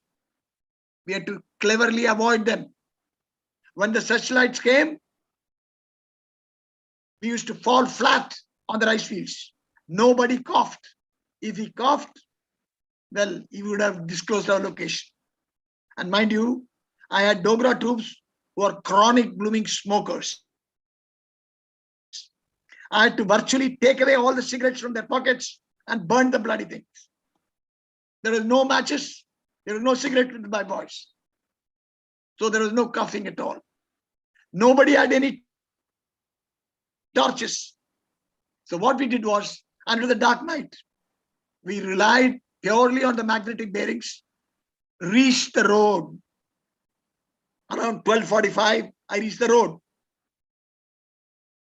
Now I knew the alignment. That means on my left was Jaidapur and on my right was Dhaka. And here is the road that is connecting. I had to select a suitable location to lay my ambush. Well, to cut the story short, I was at 12 years of experience. I was a seasoned major.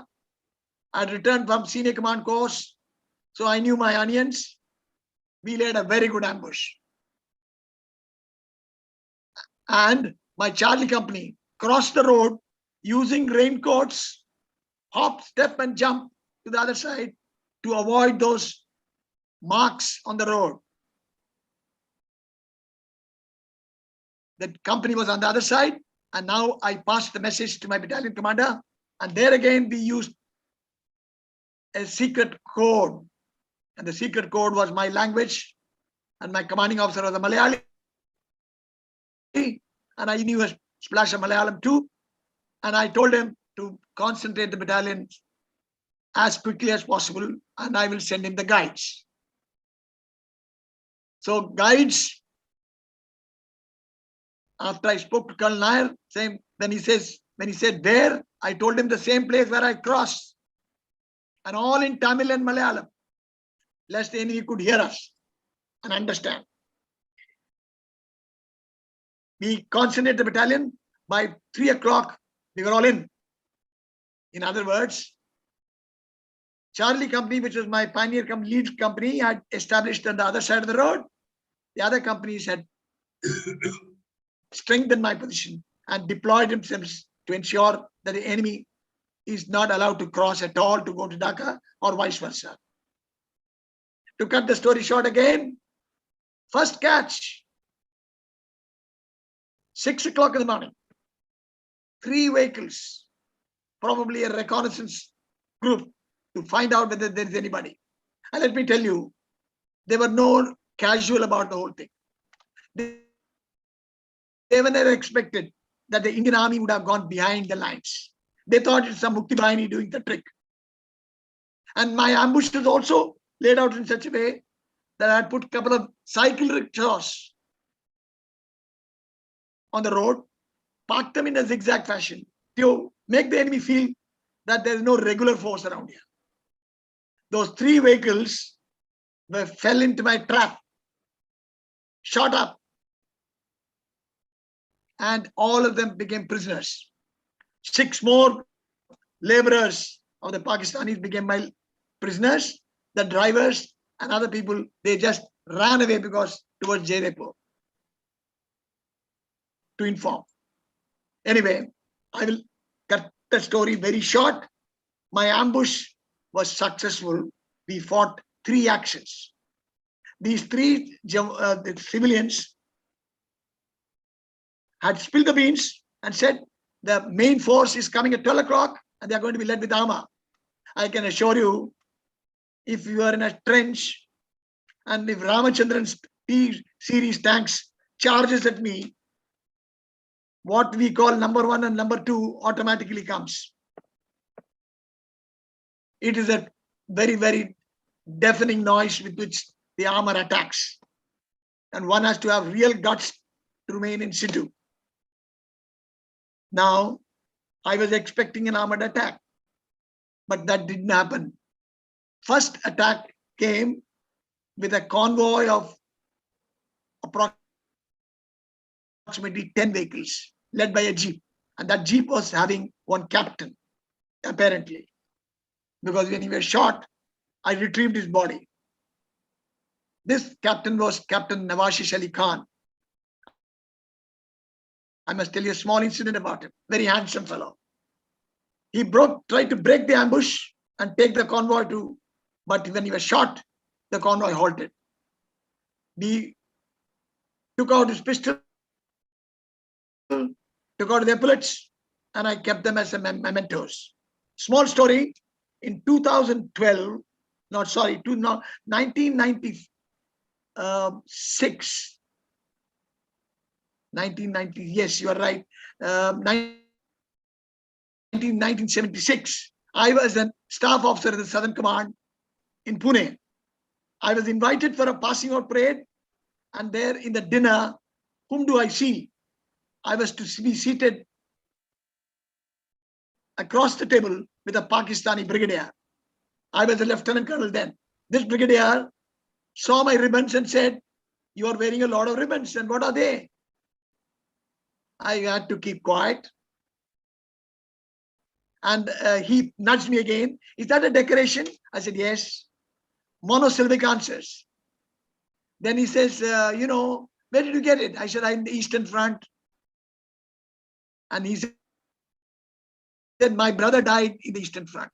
I couldn't keep my mouth shut because when I stared at him, I said, "Was your brother Captain Nawashish Ali Khan?"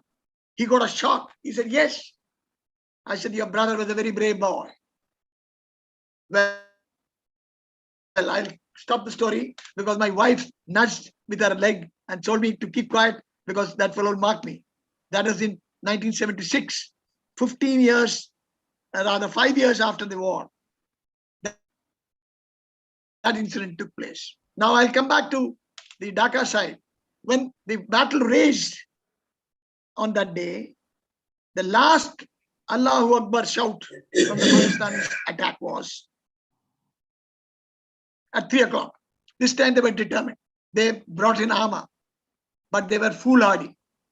The armor was more busy to run towards Dhaka rather than just moving me across. They could have done it, but they did not. I do not know what prevented them from doing it. They tried to go towards Dhaka. And they were in, my battalion was in waiting at that time. They shot up these 2 tanks, and the 2 tanks fell down. And that is the end of the story as far as the armor attack or armor threat was concerned. Today, I wouldn't have been telling you the story had that armor chap just turned left and just moved us. I will be telling you the story. Now, after having defeated this, at about, look at the shock that one gets. At 3:30, my gunner operator says, "Sir, I'm getting an indication in my radio set to say no further artillery fire." So I lost my shirt. I said, "What are you talking?" So he said, "Sir, there's some development in Dhaka." I believe that this surrender thing was going on, talk. Since I did not know, I said, "Don't think I'm playing marbles around here. We are having a regular battle." To again, the enemy was told to persuade them to surrender because there was something serious going on in Dhaka. So I took out a 2-inch mortar bombshell and I made a megaphone out of it and started announcing in Punjabi, Dogri, Hindi, English, telling the Pakistani army to surrender. Slowly and slowly, I think they bit the bullet. They surrendered in turns. Mind you, you'd be shocked. We were only 90 of us, Charlie Company, out of which I had lost 2 of my brave hearts, Havaldar Ajit Singh and 1 more Lance Naik, Jagan Singh, and 2 of my are injured, bullet injuries. So what I had to do was, I had only 80 people. We had to get hold of 357 prisoners. What do I do? I can't bluff. So I told my commanding officer that with my present strength of troops, I will not be able to manage this because even if they get funny, they can walk over me. So with the result there, I had to bluff again the Pakistanis. I told the Pakistani that they are a brigade here. You better surrender and leave all your weapons in a dump. They dumped their weapons. And an interesting thing happened there, which I'll never forget. The arrogant Pakistani major was snubbed by me. When I told him that I'm going to cremate my dead, and I said, "What are you doing about your dead? You've got hundreds of people lying around here." He said, "I do not have the implements." I said, "Major, don't ever say that you don't have the implements. You don't have the willpower. If I were you, I would have started scratching with my blooming nails and dug graves." I said, "Subedar Saab, inke liye kabar kholo." The Pakistani major said, "Kutto, tumhara dushman tumhare liye kabar khod raha hai." So the JCO of the Pakistanis tells me in front of the major, of Pakistani major, he says, "Saab, agar आप जैसे हमारे army में हम अफसर होते, हम कभी भी नहीं हारते। देखो साहब, हमको कुत्ता बुलाता है। That is the regard that the Pakistanis had for their officers who treated them with disrespect. This is the thing another I can never forget. Well, I do not want to take further. We were victorious. That's why I'm telling you the story. And they were the vanquished. And that's why they were 93,000 prisoners. Another very interesting story to wind up. At the surrender ceremony, I won't call it ceremony, surrender parade. Surrender ceremony had occurred on 16th. 17th of December was the surrender parade, which was taken by Lieutenant General Sagat Singh at the race course. I was present.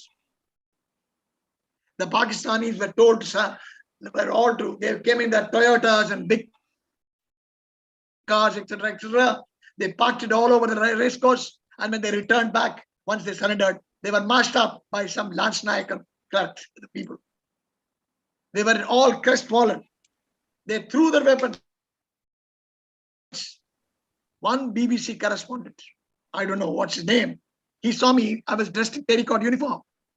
He comes and says, Major, are you from the victorious army or from the vanquished army? I lost my shirt.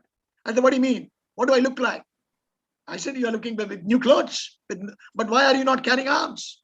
I said, we don't need to carry arms. The Indian army is carried by the Muktimani on the shoulders, whereas these Pakistanis, if they don't carry their weapons, they will be shot and lynched. We have permitted them to carry weapons. We don't carry weapons. At the surrender ceremony parade, Indian army was without arms and the Pakistanis were with arms. And this is the reply that I gave to that BBC correspondent. Ladies and gentlemen, I think I should wind up. Thank you very much. Jai Hind, Jai Bangla. Thank you very much, sir. I mean, there are many more stories you have, which I know at least, and I've heard, which maybe at an opportune time you could share it with our audience. And terrific experience. May I now request Mrs. Krishnaswamy to kindly share her experience of the colonel disappearing for innumerable wars, at least 4 of them. Over to you, ma'am. Thank you for giving me this opportunity to talk to you. Ma'am, a little closer. We are not able to hear you very well. Yes. Thank you so much for including me in your program. It was a fortnight of tension and expectations, but we have to undergo that. As a Fauji wife, we have no other option. I had 2 children of 8 and 3. I have to keep the morale up for them. Let the daily life go on in spite of all the blackout drills and the trench drills. My children used to play hide and seek in the trenches. Anyway, the news came that he was somewhere in the eastern sector and he had won an award, the Gallantry Award. And he was to come in shortly to receive the award from the president. That was the most joyous moment for all of us. And I know that when I went for the ceremony, the most impressive thing was we had all the great players like Mrs. Indira Gandhi and General Manak Shaw. They were all in the audience applauding my husband when he marched up to receive the medal. But on the other side, there were ladies in white who were waiting to receive their awards, posthumous awards. My heart really went out for them. And I prayed that they have a very peaceful life. And I hope the blessings of God are always with them.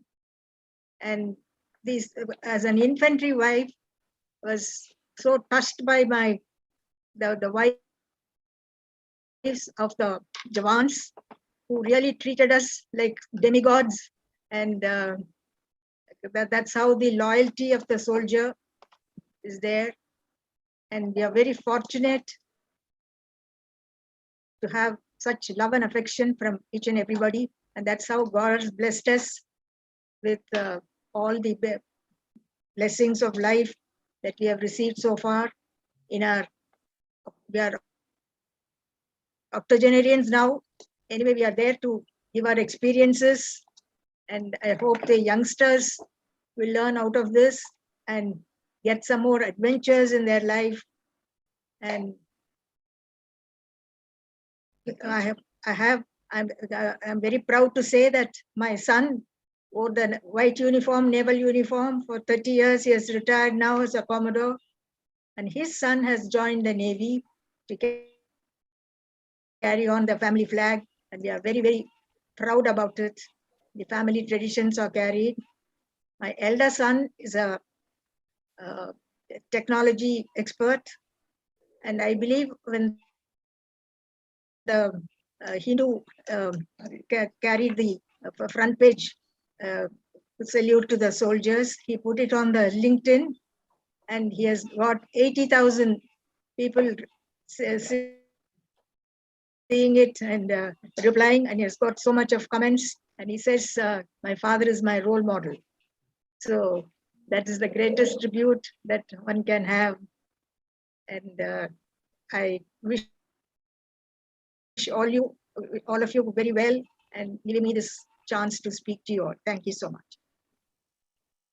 Thank you very much, ma'am. And from the warrior family, your good wishes. And most important, I think you rounded off so well. There are so many who fought the war, who gave their lives and were not there when the victory really happened. And I'm so glad you brought out the memories of those who gave their lives. I now hand over to Captain Ramachandran to conduct the Q&A if there are any questions, and thereafter conclude the session. Before that, can I just see 5 minutes or so only the video of General Jose Manoval? Let's share with me. I'll just play.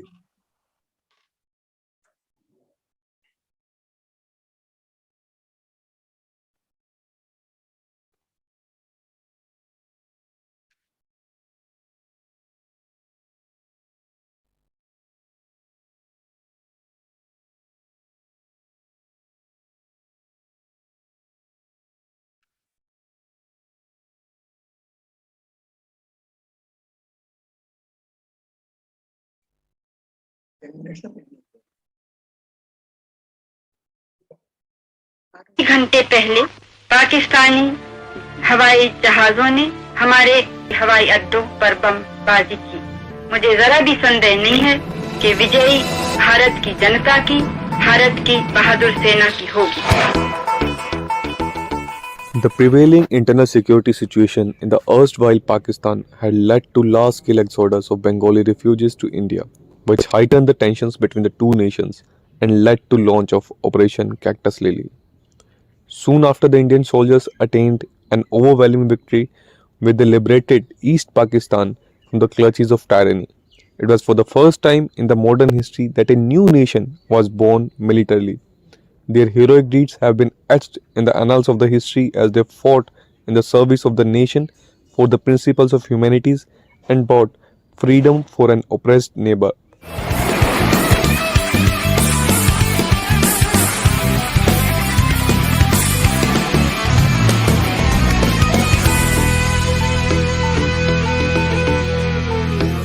In June 1971, the regiment moved to Rangapura North under Headquarter 4 Corps after completing a peace tenure at Chandi Mandir. In further build-up operations, the regiment was mobilized to Agartala by road. The regiment was tasked extensively for development of axis of maintenance. On Belonia-Radhanagar axis, the regiment developed a 30-kilometer Class 9 track which was infested by numerous nalas and streams amidst raging monsoons. As the operation plans of 4 Corps started taking shape, the regiment was tasked to develop Kakaraban Tuibandal axis, wherein fighting against all odds within 2 months, the regiment constructed the road Kakaraban to Tuibandal on the steep slopes of Garo Hills to the virgin and thick forest. The gallant Tambis bridged the axis at Sonamura and Kakaraban by constructing 2 improvised marboard bridges, each over 300 meters in length, and other 40 timber bridges over a length of 800 km near the border.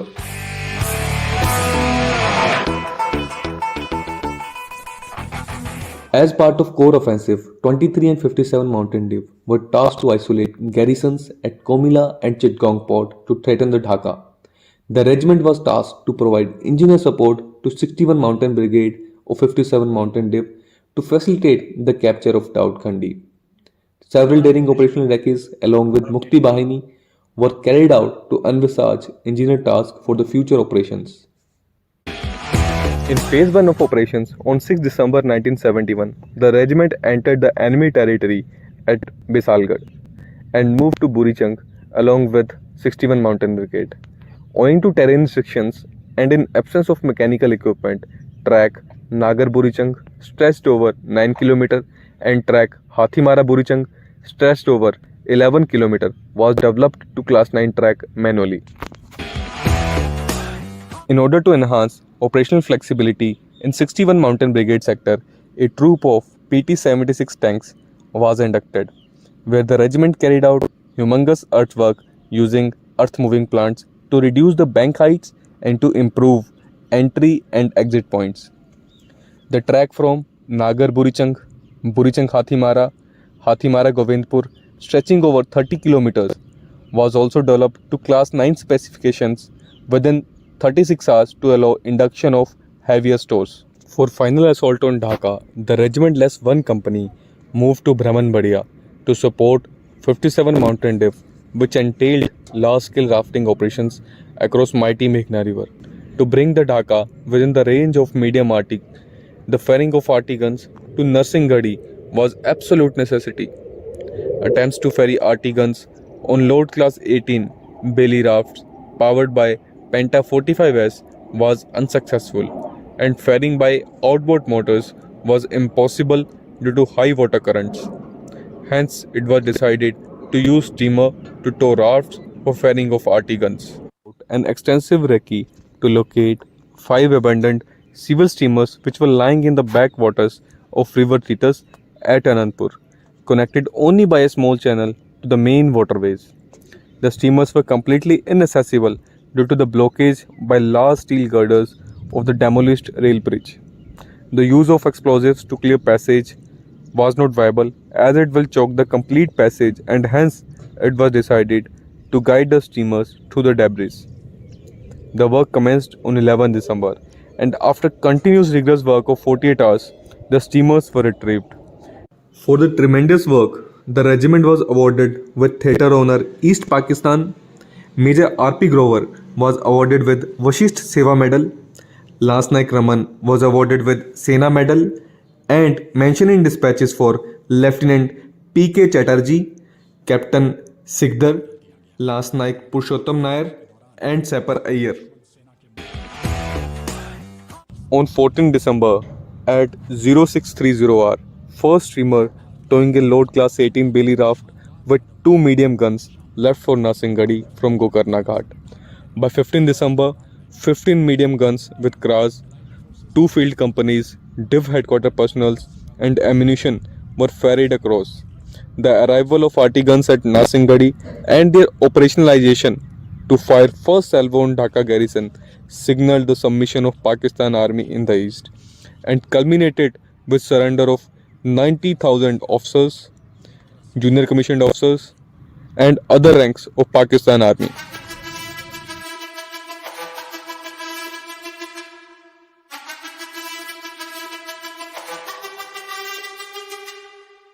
जिद है मेरी दर्द चीर के निकल चुका मौका मिले तो करूं मैं ये दोबारा जुनू के आग में उबलती मेरी कोशिशों को चाहिए ना कोई और सहारा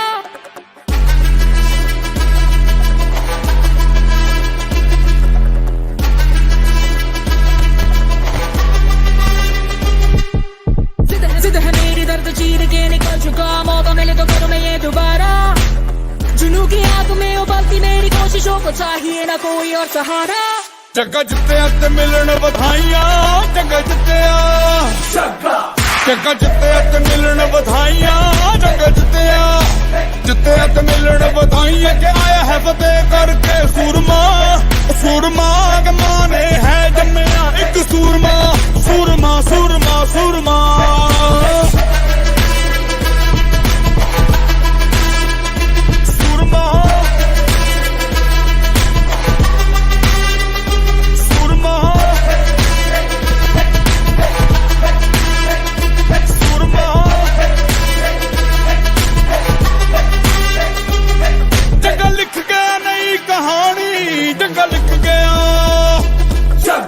रुके वो काफी रुके ना तू तो टोके वो काफी झुके जरा भी रुकेगी ना पर इनकलाबी मन है राजी डरना क्यों अब अपनी बारी मार ही लेंगे अब तो बाजी जगह लिख गया नई कहानी जगह लिख गया जगह जित्ते ते मिलन बधाइयां जगह जित्ते ते मिलन बधाइयां के आया है फतेह करके सूरमा सूरमा के माने है जम्मिया एक सूरमा सूरमा सूरमा सूरमा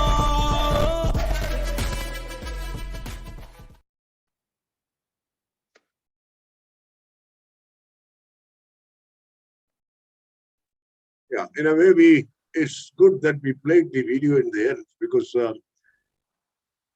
other than our narrative, we also have images to end the program with.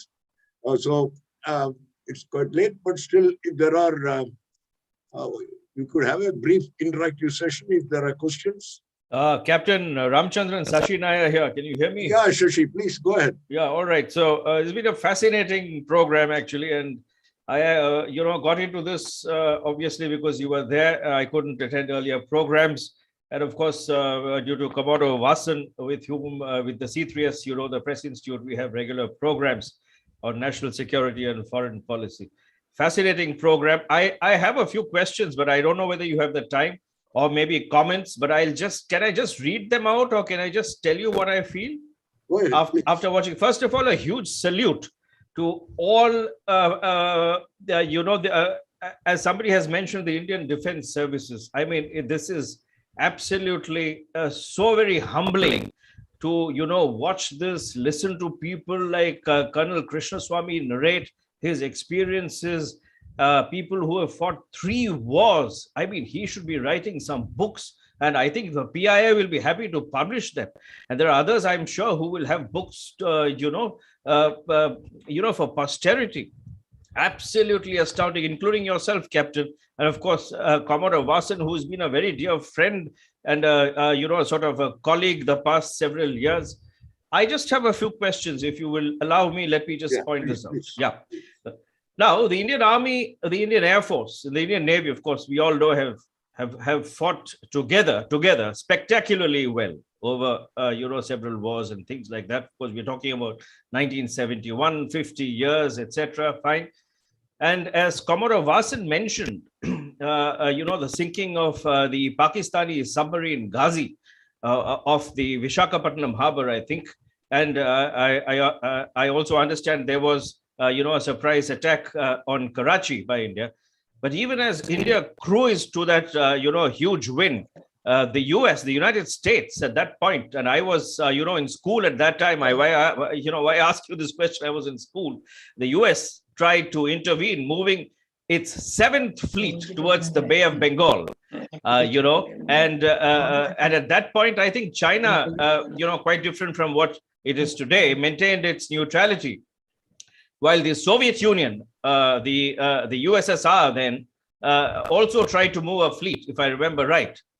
So the question is, what was the impact this had on the Indian Navy? Commodore Vasan can probably answer that, the moving of the US 7th Fleet. That's number one.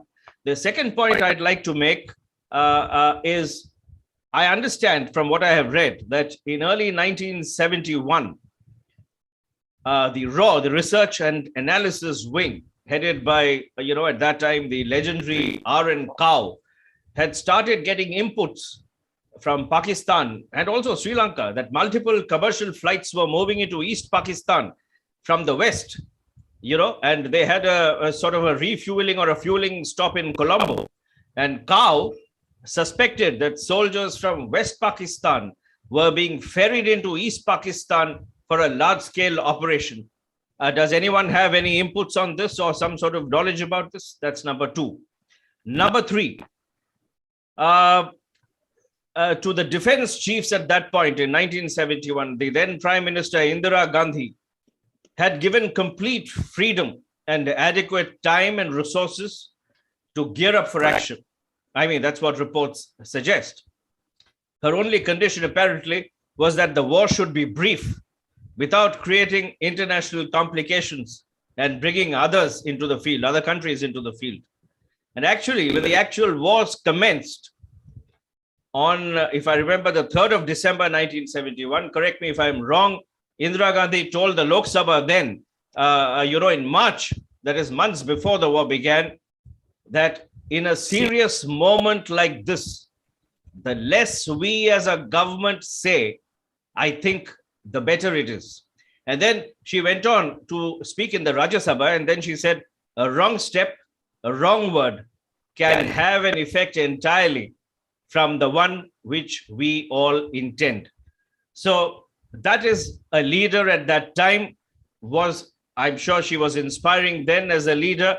What do people here, especially those who've served then at that time, have to say about the leadership? I'm not looking at the political angle, but generally she was heading the defense forces as Prime Minister.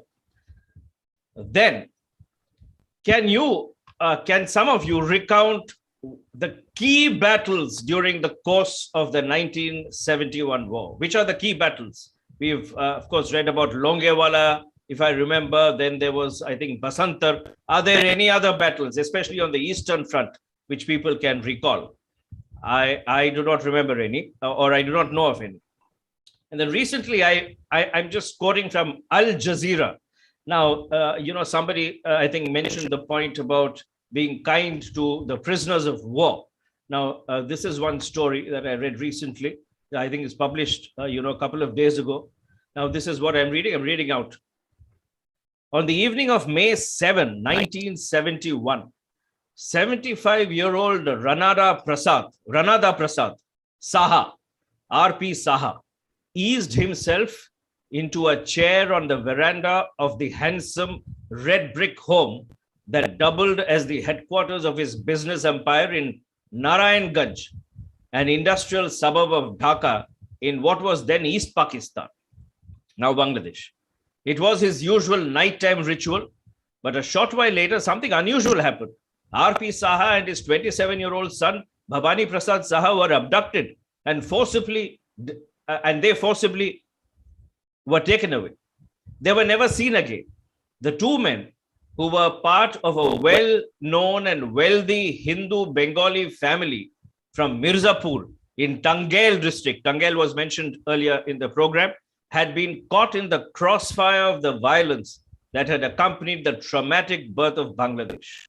The two Saha men were among hundreds of thousands of people who were abducted, murdered, or who had disappeared by those fighting on the Pakistani side of the conflict during the 9-month civil war that followed. The full details of what happened to the two men remain shrouded in mystery, despite desperate attempts by the family to learn the truth.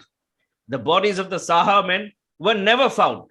After a wait of 48 years, the family achieved a semblance of closure when, in June 2019, when Bangladesh's International Crimes Tribunal, a domestic war crimes tribunal set up in 2019 in 2009 to investigate and prosecute war crimes committed during the war, sentenced to death Razakar, a member of an auxiliary force of the Pakistan Army in 1971, for the abduction and murder of the Saha men.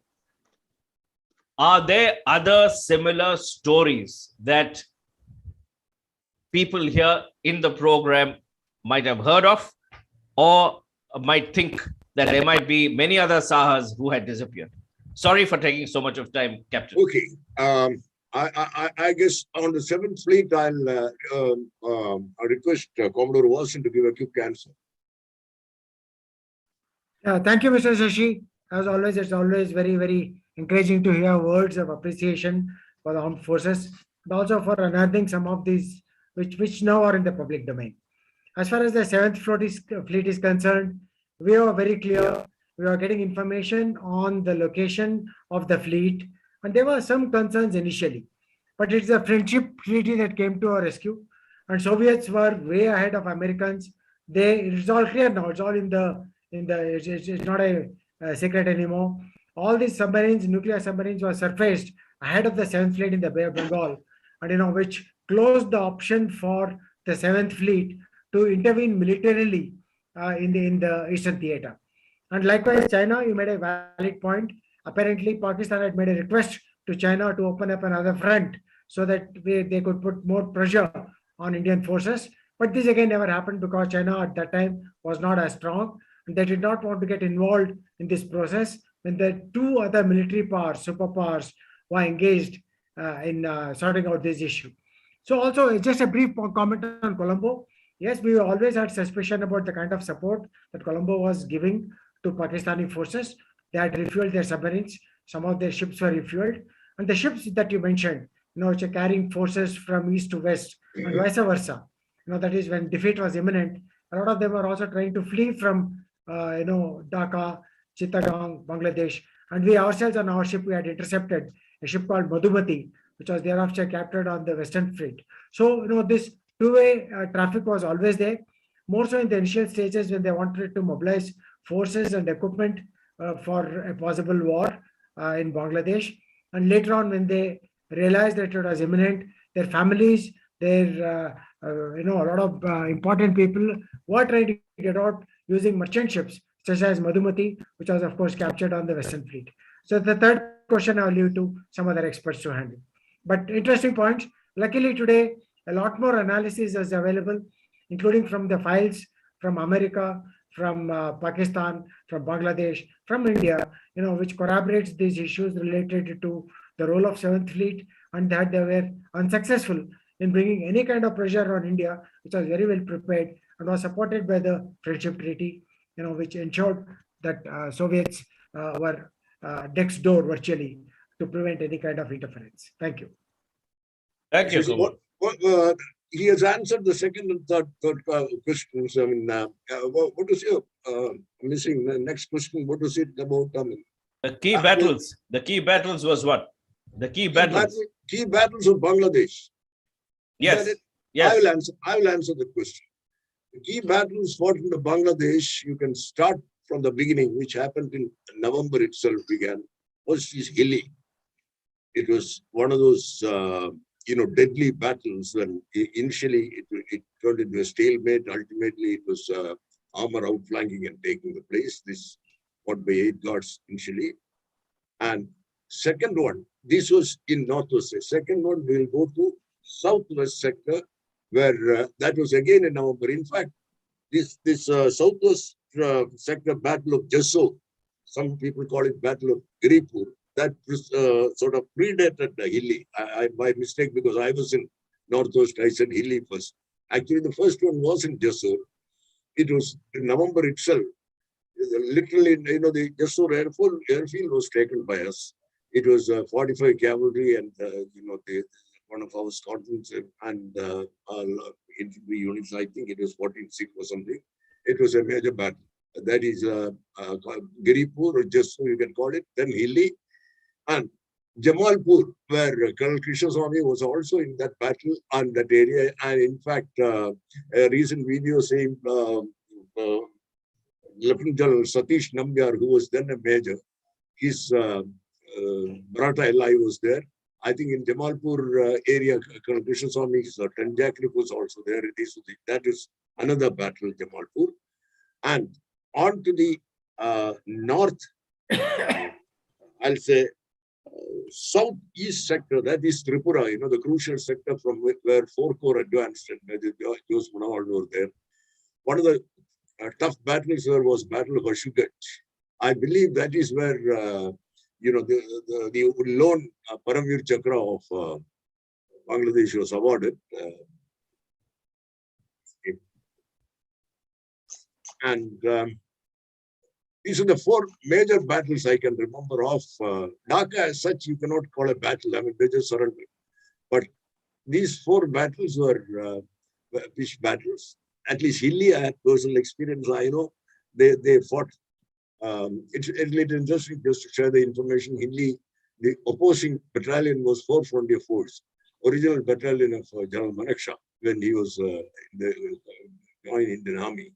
They fought very well. And 8 guards were also, it was evenly matched. That's why there's so many casualties.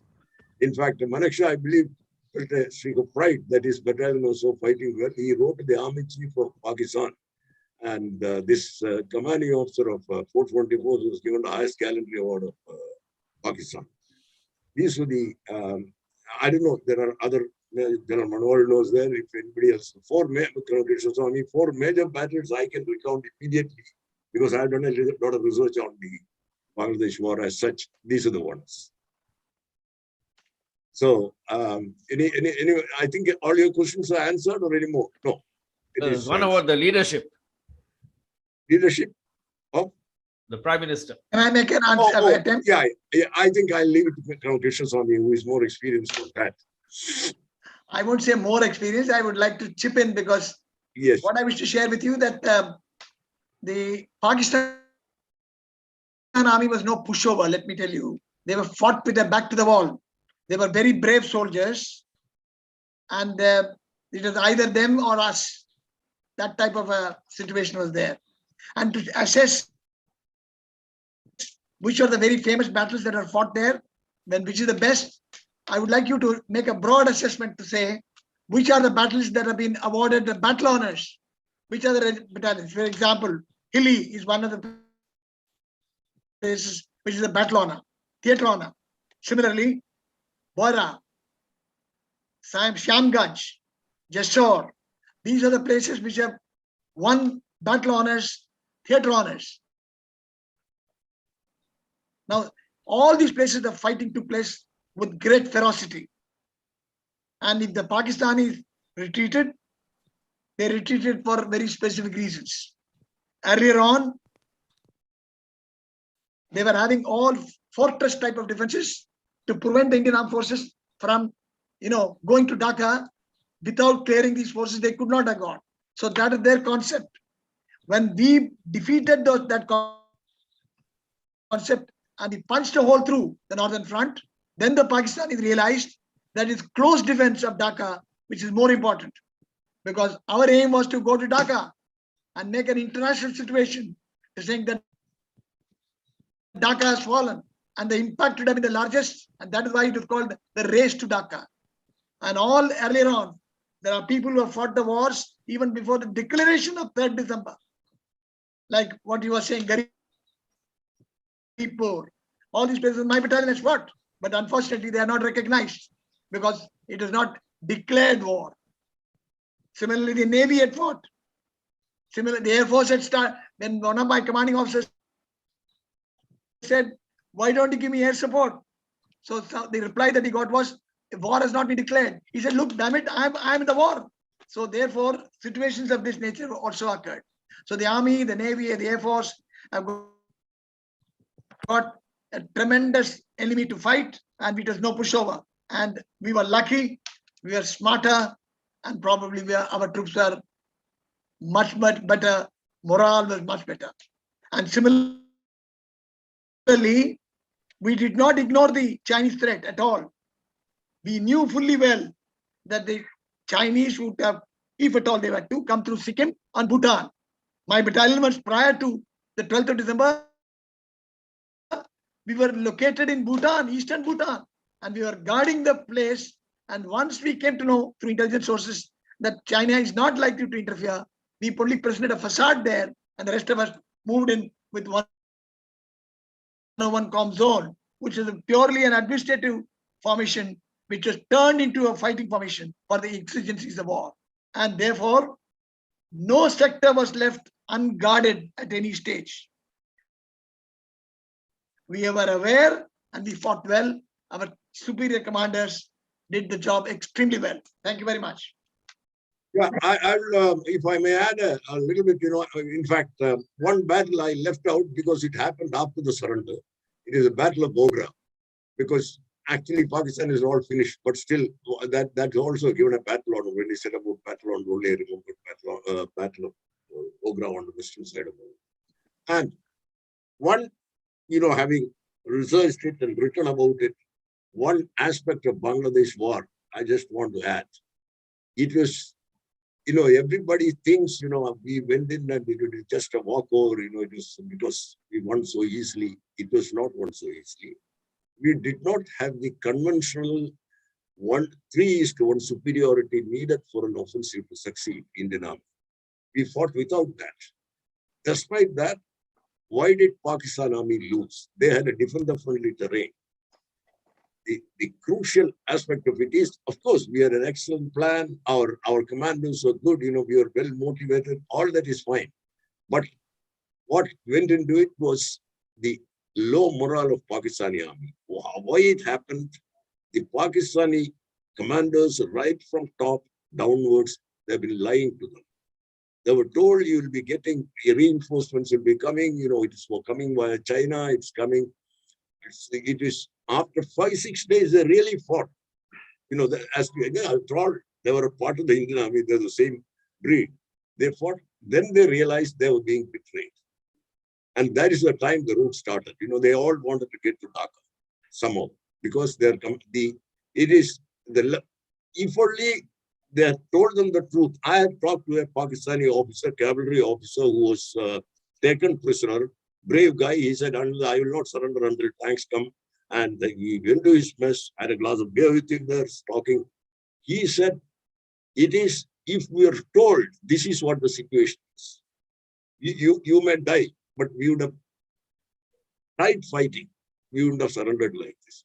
But they realized they're being betrayed. That is the time they said, and even the top leadership in Dhaka tried to escape, that.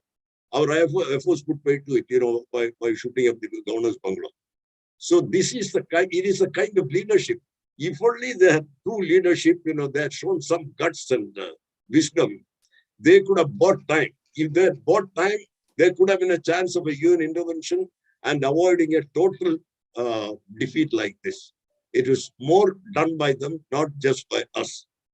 That is my assessment, having sort of done some good work on it. Would you say, Captain, that the 71 war or the Liberation War was India's finest or most glorious moment ever? Yes, definitely it was. It definitely was. In fact, it was one of the greatest military victory after Second World War. So we really got to be proud of it. Not because I was part of it. It is. Thank you. We salute you all. We salute you all. Thank you. We are absolutely short of time. Still, if there's somebody who wants to really say something or ask, we are welcome. We can spare another 5 or 10 minutes and then we're ready to close. Anybody else?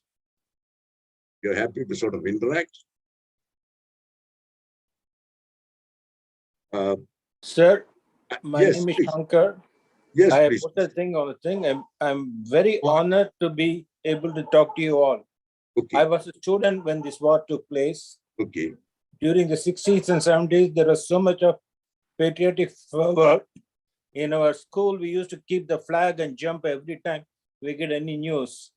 But unfortunately, I find that these days, youth seem to lack a bit of this. Maybe the information is not gone to them about the sacrifices and the hard way the Indian Army and the nation was built up. My only request now is, all your gentlemen are fantastic. If you can find time to talk to students, the youth, and tell them about it, will help a lot in bringing up it can make a lot of things around, sir. I'm honored that I'm able to talk to you all. It is one of my close friends, Captain Venkatraman, who gave me this. He is one of the veterans of 71 war. I think he was in the Kumaon regiment, he told me. So he told me the link and I was able to listen to you all. Wonderful. I think my day is made. And thank you very much. My request is, please be available. Maybe we can arrange for school students. They can listen to you. It will help them to not just learn history, but to get the feeling of what the nation is all about. Thank you, sir.